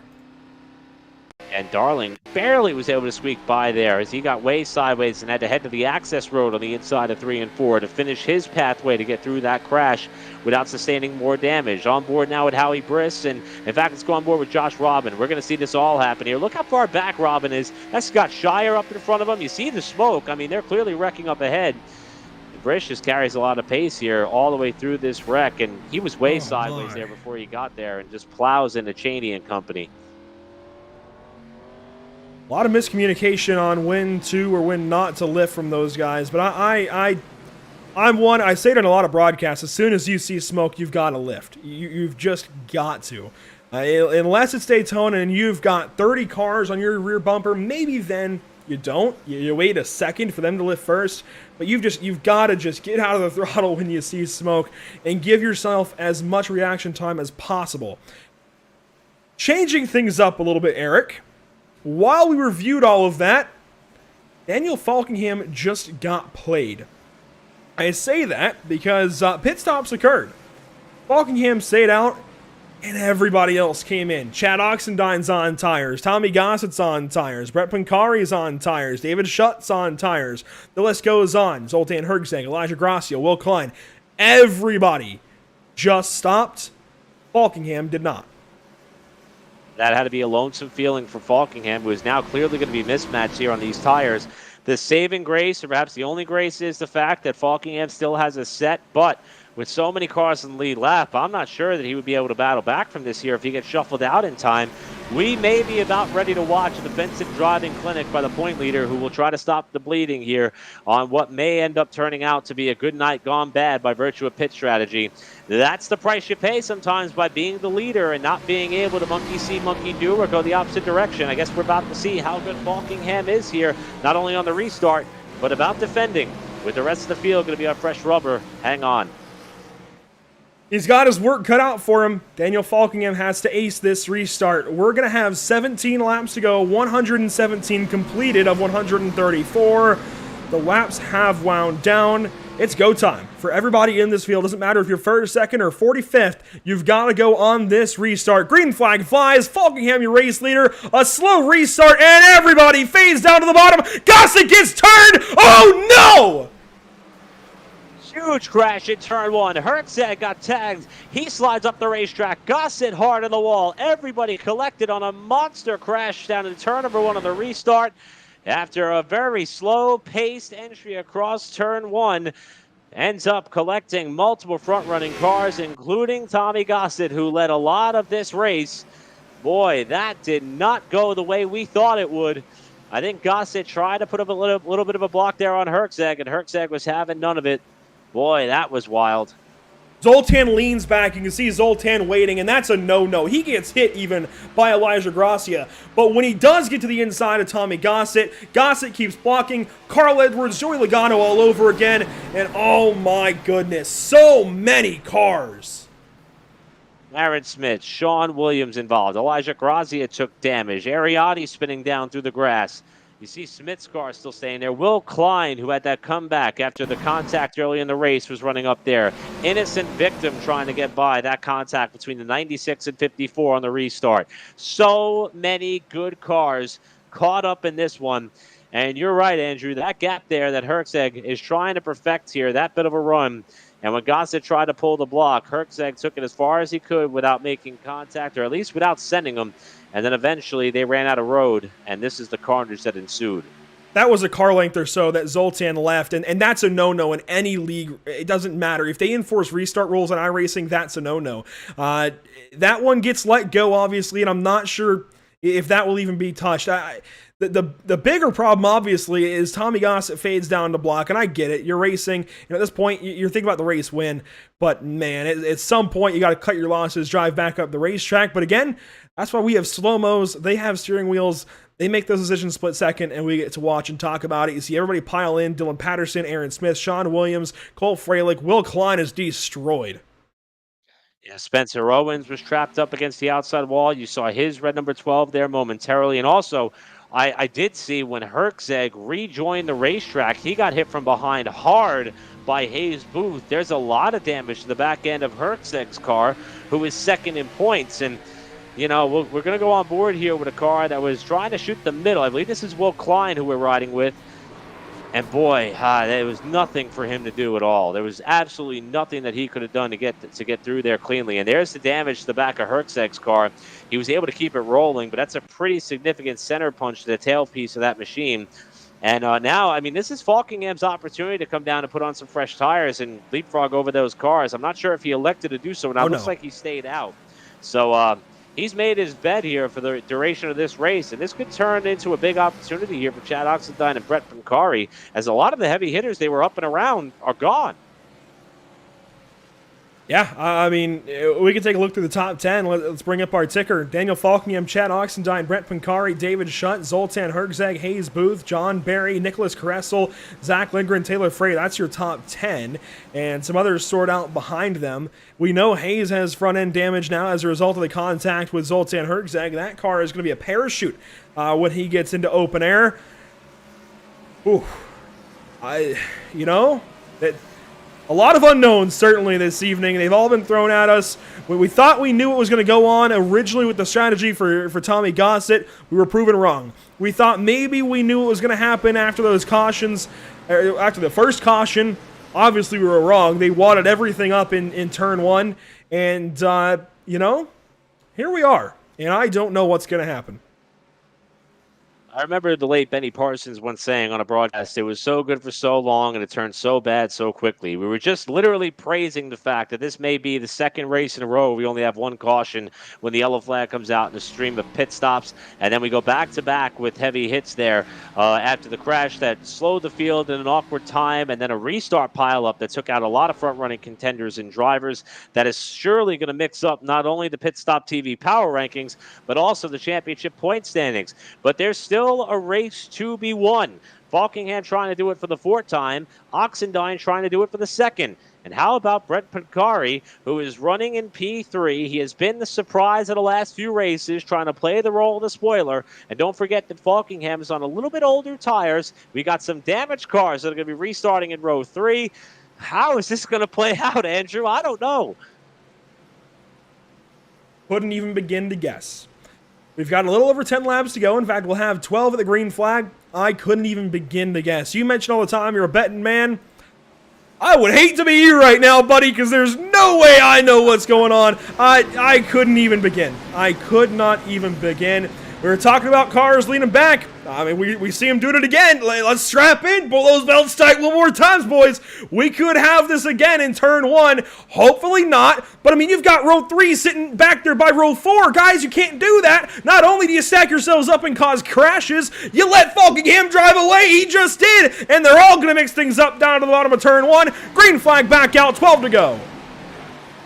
Oxendine is shut door to door for second spot. Look at Falkingham trying to run and hide after in the race lead position. Oxendine with a great run off the corner to take second. Shut to third, maybe. Pancari trying to get back down low. And here is Falkingham with the lead. And Oxendine's trying to close in here with that fresh rubber while Herczeg and Booth nearly bang doors. I think that was definitely contact for that position. They roll out of turn number 4. We stay green that lap. Falkingham, the race leader. How long did he hold it? Oxendine suddenly in the hot seat. Roles reversed from 20 or so laps ago when the 20 car had the advantage on tires and on track position and drove by that 66. Everything's been flipped on its head. Oh, how the tables turn. Pancari up to third. Shutt trying to cross him over. That's going to make it a 2-car race at the front of the field. Shutt inside. Pancari middle of the road. He's going to hold third for now while Oxendine draws closer to Falkingham for the lead off 4. Oxendine now within 0.2 of a second of the leader in Falkingham, while Shutt and Pancari run door to door with Herczeg just behind in 5th. We cannot take our eyes off of any of this. Falkingham's got his work cut out. He's just got to go as fast as he can, while Oxendine has to navigate dirty and clean air. And oh, Zoltan Herczeg saves the race car. How?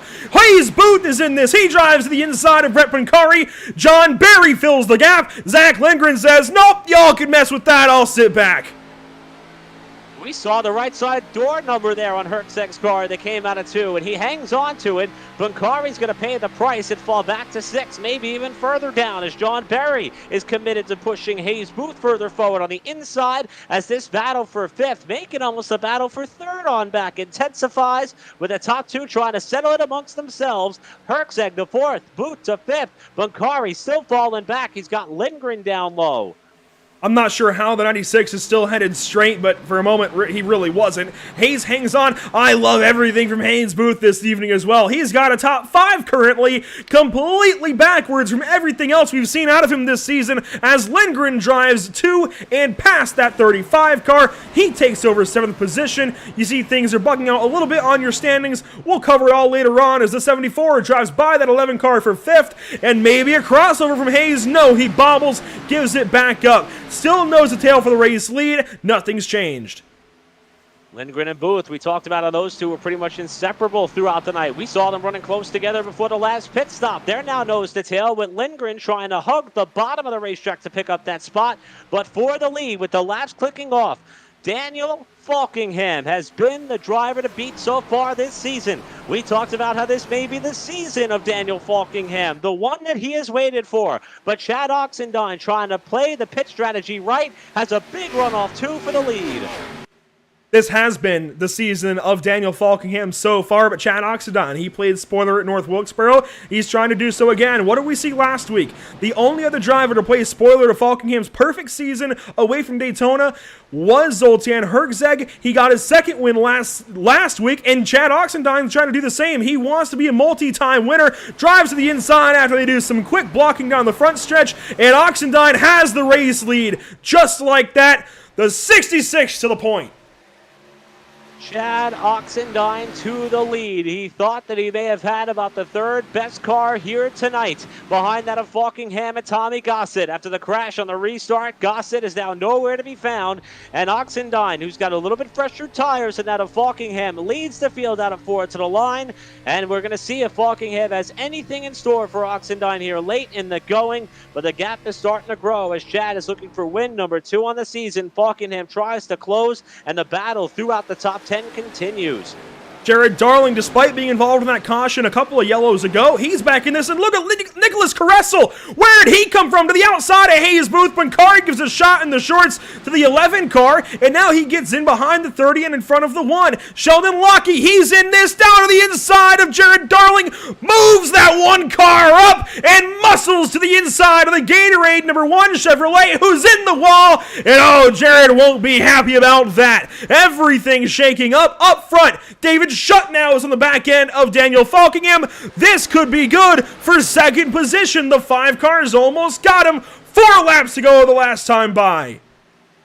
And as Shutt starts to challenge Falkingham for that runner-up position, he's actually been able to close in on Oxendine here for the lead. He dives down low, Shutt on the inside, Falkingham up top. They almost come together at the center of the corner. It's going to be Shutt with the momentum and the advantage off of 4. Falkingham comes back up alongside. Shutt to the runner-up position, a half second off of Oxendine. Shutt looking for his first win of the season. He makes the pass in 1. Can he catch Oxendine for the lead? It's going to be tough in just 3 laps. Over a half second for David Shutt to go. I think the battle's on for 2nd. Here comes Zoltan Herczeg. The last time he drove to the inside of somebody, he got blocked. This time, not so much. Straight down to the inside of the 20. And Daniel Falkingham, I think, quickly realizing he needed tires at some point in all of this mess. He's going to lose 3rd spot. Maybe not just yet. 2 laps to go. Popsicle sticks at Homestead. John Barry watching this all intently. He's going to send it down low. He's got one of the cleanest cars in the field right now. Is that 74? He's by Falkingham to move to 4th. May not be done yet. Zach Lindgren trying to get up to what should be a battle for 5th in this race on the point leader, who's trying to make sure he does not lose the championship lead by night's end. He sees 2nd place in points. Herczeg out the windshield. This battle's going to go all the way down to the wire, but here comes Oxendine with 1 lap to go, looking for his 2nd win of the season. Chad Oxendine, just 1.5 miles to go. He talks about being good on short tracks. He's very comfortable with them. We know him now as a short track racer. Won at North Wilkesboro, showed his head a little bit last week at Dover. This time around at a track completely different in every way, shape, and form. At Homestead, he has everything in front of him and just David Shutt behind, a half second back, just 2 corners to go, and the Franks Red Hot 66 Ford Mustang out of turn number 4 is a multi-time winner in the NORC iRacing Series Season 13. Chad Oxendine wins at Homestead. Oxendine gets the win. Shutt with a solid runner-up finish. John Berry got to 3rd on the final lap. Herzeg settles for 4th. Lindgren 5th. And Falkingham, the points leader, who led us to the final restart, fell out of the top 5 late and has to settle for 6th. And I know it's not the result that Daniel wanted, but I think considering the fact that he had the oldest tires of the front runners, that's a pretty solid rebound there to only fall to the 6th spot. But how about Chad Oxendine? We know he's got Iowa, Nashville, Martinsville penciled on the calendar, but he's ecstatic to get the win at Homestead here tonight as he celebrates on the main straightaway. He's still a championship contender, and this only further proves it. He goes to victory lane this evening. He does donuts. He celebrates on the front stretch at Homestead. Suddenly, we've got to consider this 66 car a whole lot more. You said it. A lot of tracks on this schedule still favor the 66 of Oxendine. He's been a championship contender before. He's looking to do it all over again, but this time he wants to beat Zoltan Herzeg, Daniel Falkingham, and so many more. He just might have the tools with which to do it. We will take our post-race break just after we speak to the race winner. I want to get this immediately after everything that just went on. Let's get Chad Oxendine as soon as we possibly can. We're looking for the driver of the 66. We found the driver of the 66. And Eric, I'm going to hand him your way. This is somebody who we've interviewed and talked to here before, but now we get a chance after he gets the win on an intermediate track. Chad Oxendine, 2nd win of the season. It looked like you had a 3rd-place car throughout most of the night, but you came down and got fresh tires, avoided the carnage. How does it feel to get a win on a track like Homestead on this season? Man, yeah, that was pretty cool. Definitely was a 3rd-place car tonight.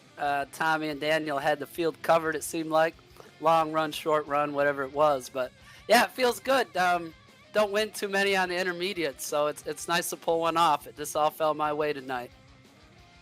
Now, that late race restart after the pileup on that first one that took out Tommy Gossett and company, you elected to come down and put on tires, even though that you didn't have that many laps on them. It appeared to be the big difference. Did you have that decision made the moment the caution came out, or were you following the cars in front of you or behind you? How did that strategy call get made on your end? Yeah, I think it kind of started when I ran the long green run we had. I ran it longer than everyone else. I knew I wasn't going to beat Daniel or Tommy by pitting with them, so I was hoping to stay out and get a caution. We caught it, got the lead. You know, they passed us, but I knew that they used an extra set of tires in pitting because I didn't lap them there under that sequence. So I was coming the whole way.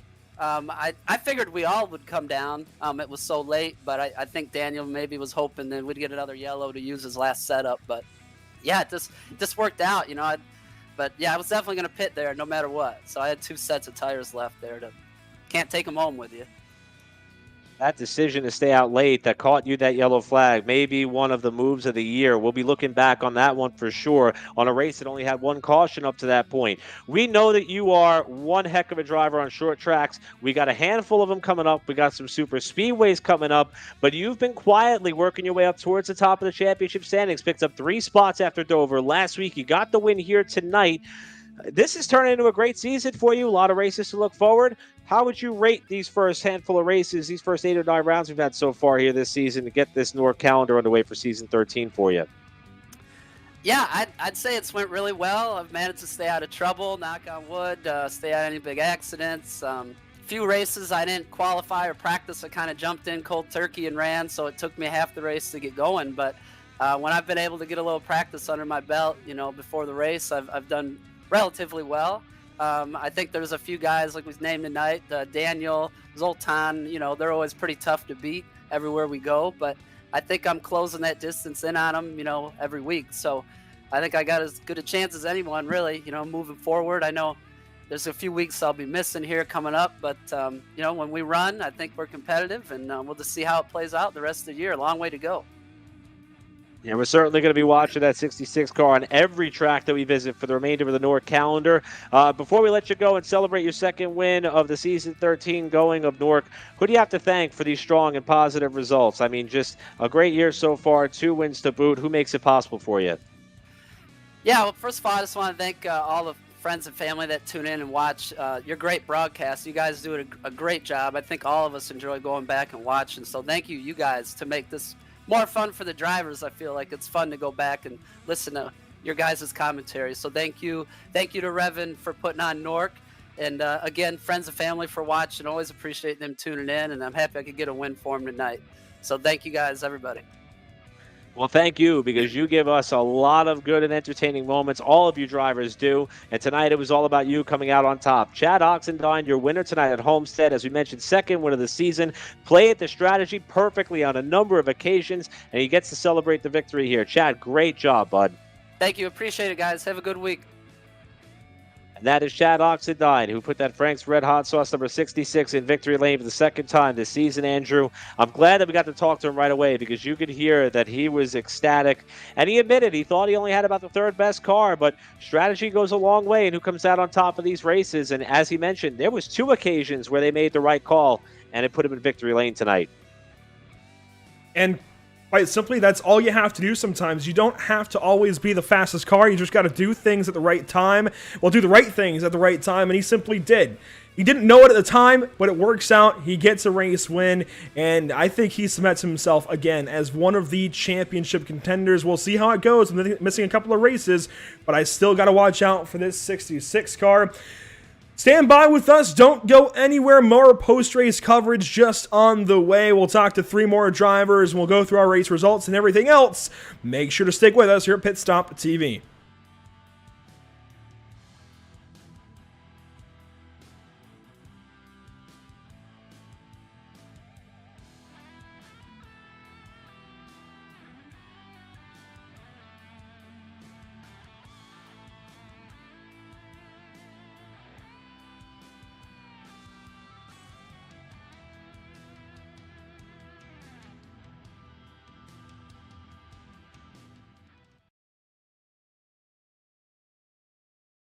After months of quarantine, we're all interested in how we can become our best self. The team at Permanent Makeup and Cryo is here to help you get the flawless makeup look every day without the extra effort or time. When it comes to your appearance, you deserve the best care that money can buy. Sound Art introduces an entirely new way to listen to music in your home. By combining the best of 2 products, a revolutionary high-fidelity, low-profile Bluetooth wireless speaker with beautiful artwork. Select from a library of artwork or upload your own photos to personalize your experience. Sound Art ushers in an era of invisible, beautiful, and amazing sound throughout your home and redefines your entire entertainment system. The need to reclaim your floor space and rid your home of unsightly speaker boxes that need to be bolted to the wall is now a thing of the past. Our canvas is printed on high-quality permalite by Breathing Color. And select from our gallery or upload your own. Standard sizes include 16 by 20 and 18 by 24 canvas wrapped. Custom sizing is available, as well as surround sound options.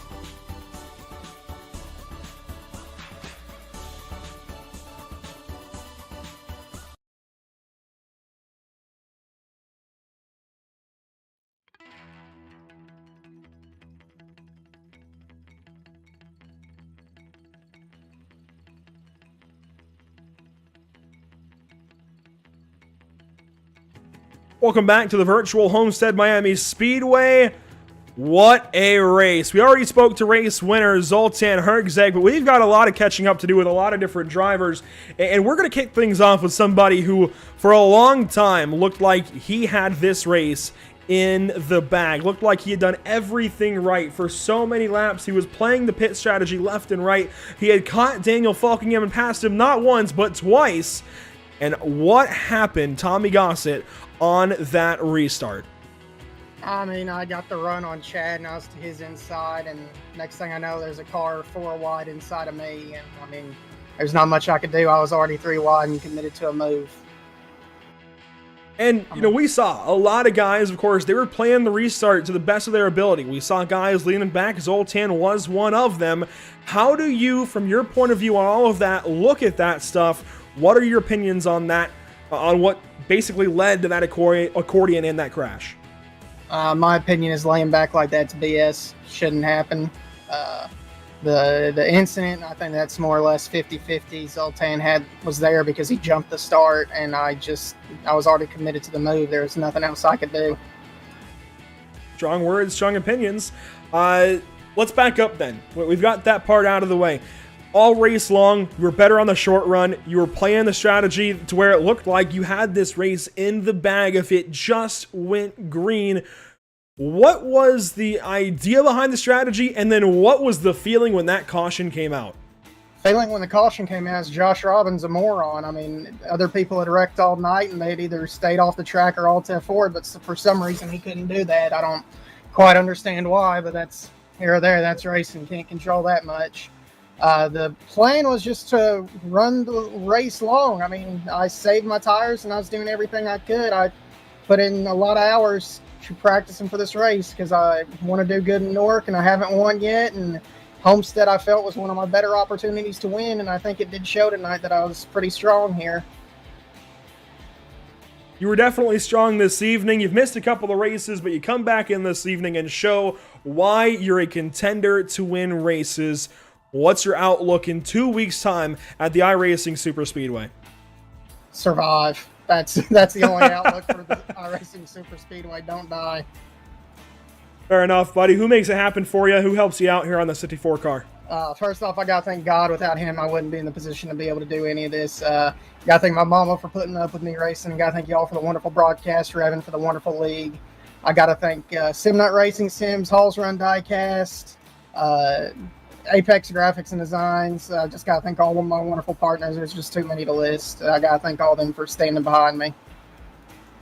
Well, congratulations on a fantastic run, at least. Not necessarily a fantastic finish. Finished not 30th, thankfully not 30th, 20th position this evening, but 35 laps led. You made a statement. Everybody knew your name, and I can't wait to see what you can do the rest of the season. Best of luck to you. Thanks, Andrew. Well, Tommy Gossett, definitely upset, definitely dejected, definitely annoyed. The adjectives could go on and on about how he feels about how this race finished up for him and his team, but we can step aside from that. I'm glad we got to hear from him, but I'm also looking forward to hearing from this guy who finished third this evening. Absolutely. It's been a really great run of races for John Berry the last couple of weeks after the season did not start the way in which he'd hoped. We welcome John to the broadcast booth now to talk about his podium run here tonight on a crazy night at Homestead. But John, you have one of the cleanest looking cars in the field, especially considering that you were running in that knot that tangled up on the restart. How did you avoid that big crash to put it all together again here for about the second week in a row with this solid run at Homestead? I got really lucky. I was like up next to the wall, and I saw him down low, and I saw someone's car, I think it was Will's car, come flying across the racetrack. So I just gunned into turn one. I hope I would miss it. And I barely did. I see carnage in the mirror, so it was mostly luck how I was able to get to the end of the race. There was a couple of things that happened like right next to me, like the spin with Tom Mercer had that happen right in front of me too. I got really lucky with that as well. Yeah, that may go down as the move of the race, the one where you were able to go down and avoid Mercier in turn 3. And as we mentioned, even though you were able to avoid those two really close near misses, you were up in contention, not running in third late in the restart. You drove your way up there in some very close battles with a lot of really fast cars. It's been a great stretch of races for you. You picked up 3 spots in the standings last week. This is certainly going to help your efforts this week. Are you starting to hit your stride and getting back to some of that form that we saw with the strong season championship finish you had a year ago? Is this where you kind of are getting in a rhythm that everybody's going to start watching out for you once again? I hope so. My kind of like problem here lately is that these races where they go so long green, I kind of start to figure out how to drive the cars and the tracks, but we don't get that late race yellow to bunch everybody back up to give me a shot. And tonight was like an actual perfect scenario for me where I was actually able to learn what I learned throughout the race and actually pass people first. And I was actually surprised I was actually able to like pass Zoltan and some of those guys up front, because those guys up front, like Zoltan, Will, Buckingham, Shutt, Oxidine, those guys are really, really, really good, and it's hard to keep up with them. And that last run, I was pretty impressed with the speed I was able to have compared to those guys. So I'm kind of hoping this does lead to things turn around for me a little bit. I don't have as much track time as these guys have, so I try to have to kind of learn as I go with the races. But I feel like if things line up well, I'll have some form, but it takes a lot of luck to beat these guys. And luck, survival, sounds like all the ingredients you need for a good run at iRacing Super Speedway next week, and we'll certainly be keeping our eyes on that 74 car. John, who do you have to thank to make nights like this possible? You're able to celebrate a podium finish, still tricking your way up the running order. Who helps you in your racing efforts to put on performances like what you did tonight? I would like to thank Tommy Gossett for wrecking the field at the last restart that we had. I appreciate that. That got me some spots. I'd like to also thank Will Klein for wrecking Tom Mercer to bring the caution to back us back up to everybody. But no, seriously, I'd like to thank you guys for doing the broadcasting. Your all's broadcasts are absolutely awesome. I'd like to thank everybody who shows up to the race every single week in the league. The turnout's been really, really good. And I was kind of afraid that it was going to be kind of bad this season, but it's been really good so far. I would like to thank my sponsor, AGS, Aircraft Ground Services. I'm going to force John to watch this later tonight at work, because I'm making him watch the races at work. And I also like to give a shout out to Dylan, who thinks I'm an actual real life race car driver, and he was like really confused for like a week, telling everybody I was a real life race car driver. Then I had to break news to him, like, no, I'm just an online racer. He was really, really sad when I told him that. So yeah, that's about it. So yeah. Well, you're a darn good online racer, and you're going to have a third place finish to brag about, and we'll be looking out for that 74 to find its way in victory lane before this season is out for sure, and maybe even contend for a championship. John Berry, great job tonight, bud. Survival. We look for you to do it again 1 week from tonight at iRacing Super Speedway, and we'll see how the points shake out. Great run with that third place finish, bud. All right, thank you. Again, that is John Berry, a driver who finished the season last year second in championship points, working his way up towards the front of the championship running order. But he wasn't the only driver who turned some heads tonight. Andrew Cardinale IV is standing by with another name who worked his way up towards the front of the running order at the checkered flag. And it's a name that we've heard increasingly more on Pit Stop TV, but a voice that we haven't heard in a very long time. Zach Lindgren, a top 5 finish. How about that drive at the end? That was crazy. It's weird to be on this side of the mic for Pit Stop TV, if I'm being honest. No, that was a crazy ride right there at the end. Honestly, I didn't know if I'd be able to even get up into these guys, but man, that was so much fun. John and Zoltan put on a hell of a fight, and I wanted to join it. Let's back up a little bit. We talked a lot about you, showing yourself a few times. Last week, you didn't quite make the start at Dover. What happened? I think iRacing just kind of flubbed out on me. We were going through practice, and I didn't really have the fastest car. I thought Dover was going to be a little bit different. So through practice, I was still trying to get used to it, and when it tried to roll over to qualifying, everything froze on me. I couldn't really get anything going. I tried to back out and get back in, and then the beta UI froze on me. So at that point, I was already 7 laps down. So I decided to call it last week. It sucks. I was really looking forward to Dover. I'm not really looking forward to the next stretch of tracks that NORC has, but I wasn't really looking forward to Homestead either, and we ended up finishing well. So taking it all in stride, taking what we can. Really, I just want to run top 10, top 5s. These guys are extremely hard to pass, extremely hard to run against. So anything top 10, top 5 is a win in my book. Hopefully we get that win at some point, though. There's certainly strong competition, and you started deep in this field this evening, 26th starting spot. There was that early caution, then a lot of green flag racing. How did you work your way through the field? Really, it's just patience. I didn't really know too much about this car on this track with the limited amount of practice I had again. So it was just a matter of getting used to the car, getting used to what it did on the short runs, on the long runs. On the first run, I knew I kind of used up my stuff a little bit, but I just kind of wanted to follow Zoltan there for a little bit, see what he was doing. I know he's going to be one of the faster ones, so I tried to jump in behind him, and he kind of scooted on away from me, so it was up to me to find my own line. The second run came in, so I knew I had to back it up. Whatever I did in the first run, I had to back it up just a little bit. And it helped me again. I was able to run up into about 11th, 10th. I was battling with Hayes there. And then the third run happened, trying to get it going. I thought I was in a good position, then the caution came out. And if I'm being honest, I thought my race was done right there. I thought I was going to maybe manage a top 10. There's a lot of good guys in front of me. So at that point, I thought my race was done, but I was just going to stick with it as best as I possibly could. Well, the caution for the 8 came out. You got regrouped, albeit on the far side of a wave around. Then you have the pile up in turn 3. You're way ahead of that or behind that or somewhere. You weren't in it. What happened, though, from your point of view down in turn 1?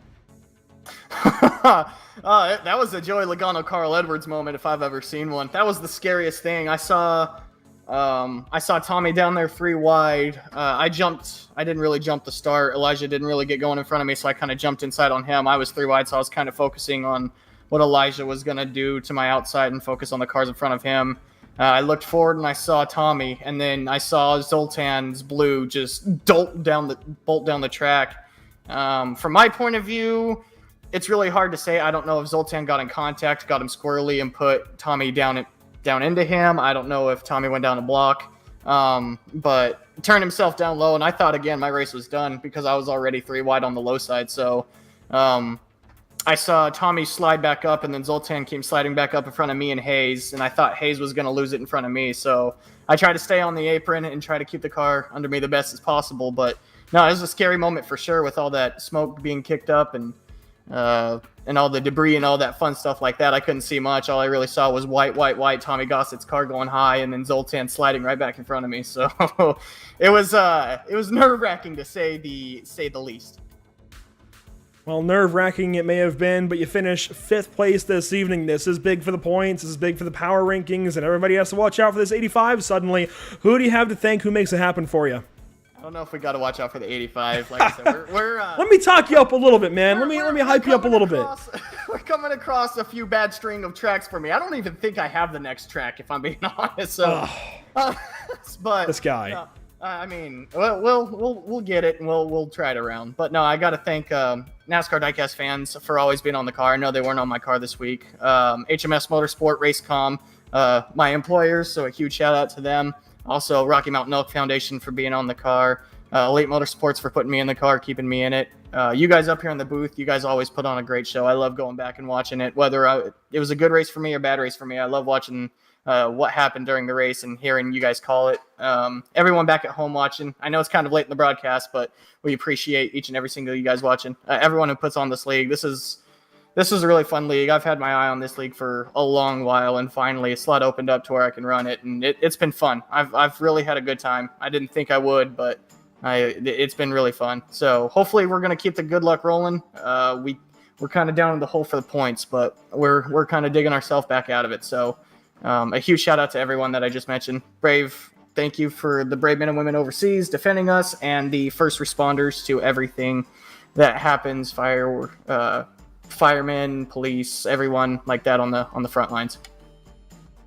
Just said you were looking forward to getting in here for a long time, buddy. All that time you were razzing me about racing in here, you just wanted to join secretly. Is that how it goes?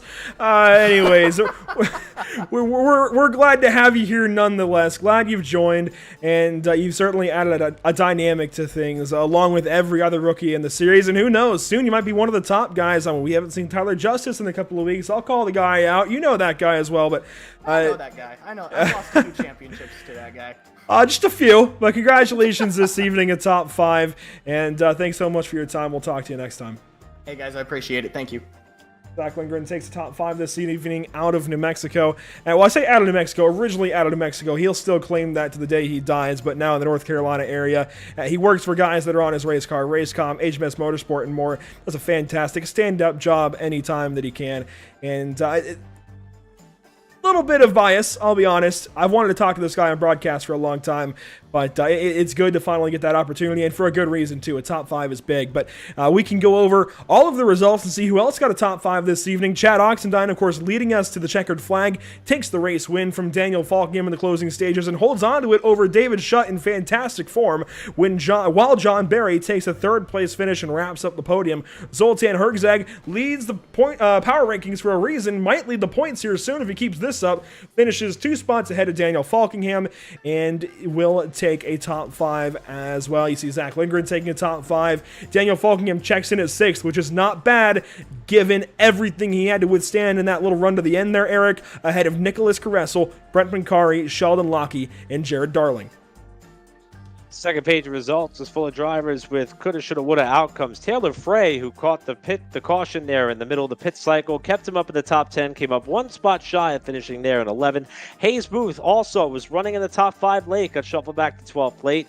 Scott Shire was 13th. Howie Briss flirting with that cut line. That's not the run that he was hoping for with a 14th place finish. And Tom Mercier coming back from the crash in turn 3 to finish in the 15th spot. Ariati, we thought we'd see some flashes of brilliance out of him tonight. He did a great job avoiding the carnage in turn 116. Spencer Owens was swept up with a big wreck, as was Dylan Patterson. Spencer Ray spun on lap 1, rebounded for a lead lap finish in 19th, and you heard from Tommy Gossett, not happy after leading all those laps and having to settle with a 20th place run in what could have been a race-winning car. Absolutely a career day for him went awry. Aaron Smith, though, finishes behind him in 21st. Elijah Grassi, he was in all of that melee down to turn 1. He finishes 22nd. Sean Williams, just a very quiet day. Stayed out on a couple of long runs, finishes 23rd. Josh Robin, well, you heard Tommy Gossett's comments on him. He finishes 24th. He was the car that spun down the front stretch to end that long green flag stint. Cole Freilich, after being involved in a couple of incidents, finishes 25th. Will Klein, 26th, after being involved in, well, the wreck in turn number 1. Bobby Chaney, 27th, 22 laps down. Terrell Baker, 28th, 54 laps down. Michael Keithley, 29th, 96 laps down. Justin Ford, 30th, 101 laps down. The final 3 cars this evening, Patrick Colby, Justin Gable, Matt Hummel, all over 100 laps down themselves. So some incidents certainly happened early on. No cautions from them, and they kept rolling. But I gotta ask, Eric, a lot happened. What do you make of it? Well, I think the ending of tonight's race was the perfect setup for not the 500, not the NORC 500 that we'll be covering here, or the NORC Indianapolis 500 we'll be covering here in 1 week's time, but for the next round of the championship, the iRacing Super Speedway 2 weeks from tonight, because we heard John Barry say it, survival, unpredictability, carnage, you name it. The end of this race had it all, and I think that's what we could expect. But, you know, I got to give it to Daniel Falkingham, and it's kind of hard for me to say this considering the fact that he was, you know, kind of on the outside looking in with that late yellow and the decision for the rest of the field to come down and stop. But for him to salvage a 6th place finish when he was literally on the opposite end of the spectrum of everybody, and having that last run go as long as it did, beyond 10 laps, I think that's him trying to salvage something here, which could turn into a championship-winning season. We may go back and look on this race, and this race in particular, for a number of reasons. That's one of them. The performance of Chad Oxendine is another, and all the other interesting sound bites and bits of information we were able to pull. This race really had it all. Looked like it was going to be the second race in a row where things were kind of tame, and everything else just kind of fell apart there at the end, and I hate to admit that I enjoyed it, but I did. An instant classic here at the Homestead-Miami Speedway. A fantastic race in so many ways. I'm glad I was here for it, and it's thanks to these guys. Tucson Sound Art, your picture, your music. Use promo code PITSTOPTV at checkout for 10% off of your order. Race Pace Setups. Check out their Discord link bottom right to grab yourself some setups and some Race Pace today. Permanent Makeup and Cryo in Maine, where you deserve the best care that money can buy. Contact them at permanentmakeupandmaine.com or call or text them at 207-358-8683. Whiplash Media, the official graphic and camera provider of Pit Stop TV, and BAM Racing Videos by a race fan for the racing community. I'll say it again. Instant classic at Homestead. It makes me look forward to every single 1.5 on the schedule, which is rare. I think many NASCAR fans will agree when usually you see an intermediate and you're like, oh man, not this again. But no, this was fantastic stuff. And not every race will be quite like this. But if this is any kind of what we'll continue to see on intermediate racetracks, we've got to be looking forward to every single one of them. Really, every race this season has had its level of intrigue. Even the race at Dover last week that only had the one yellow flag. You know, the pit strategy these guys were able to conjure up, the grooves that they were able to maneuver, the way in which they're rehearsing. You heard Tommy Gossett mention all the work that he did to kind of perfect the tire wear and be prepared for that is something that he did a lot of homework on. I feel like that no matter what type of event or venue that NORC goes to, we're privy to something exciting. But you hit the nail on the head as far as intermediate stops. The championship is going to be decided at Las Vegas. I think that's the perfect venue. Tonight's race proves that.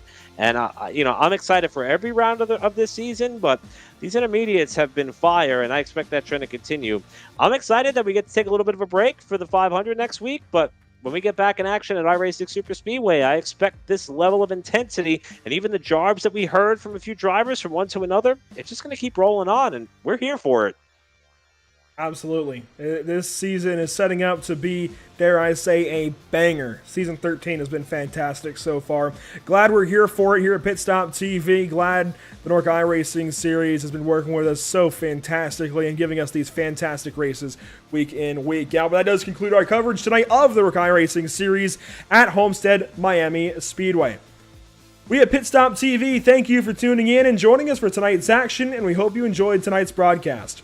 The channel stays active weekly, and you can catch a variety of racing throughout the coming days. From the 5th round now of the BRP iRacing Series Asphalt Modified Tour tomorrow night from Tucson Speedway Motorsports Park up in Connecticut to the LTAC Cup Series at Phoenix later this week as they're getting closer and closer to their playoffs already in May. Can you believe it? We've also got Cross Series League racing on Sunday evening as they wrap up their first season of action at WeatherTech Raceway at Laguna Seca in the SCCA Spec Racer Fords. Then we redo it all over again. We re-rack and restack all of our leagues for another week. We've got the BRP iRacing Series Pro Dirt Late Model Tour next week at the Bristol Motor Speedway. Believe it or not, they're taking late models to the big half mile with dirt all over it. Should be fun.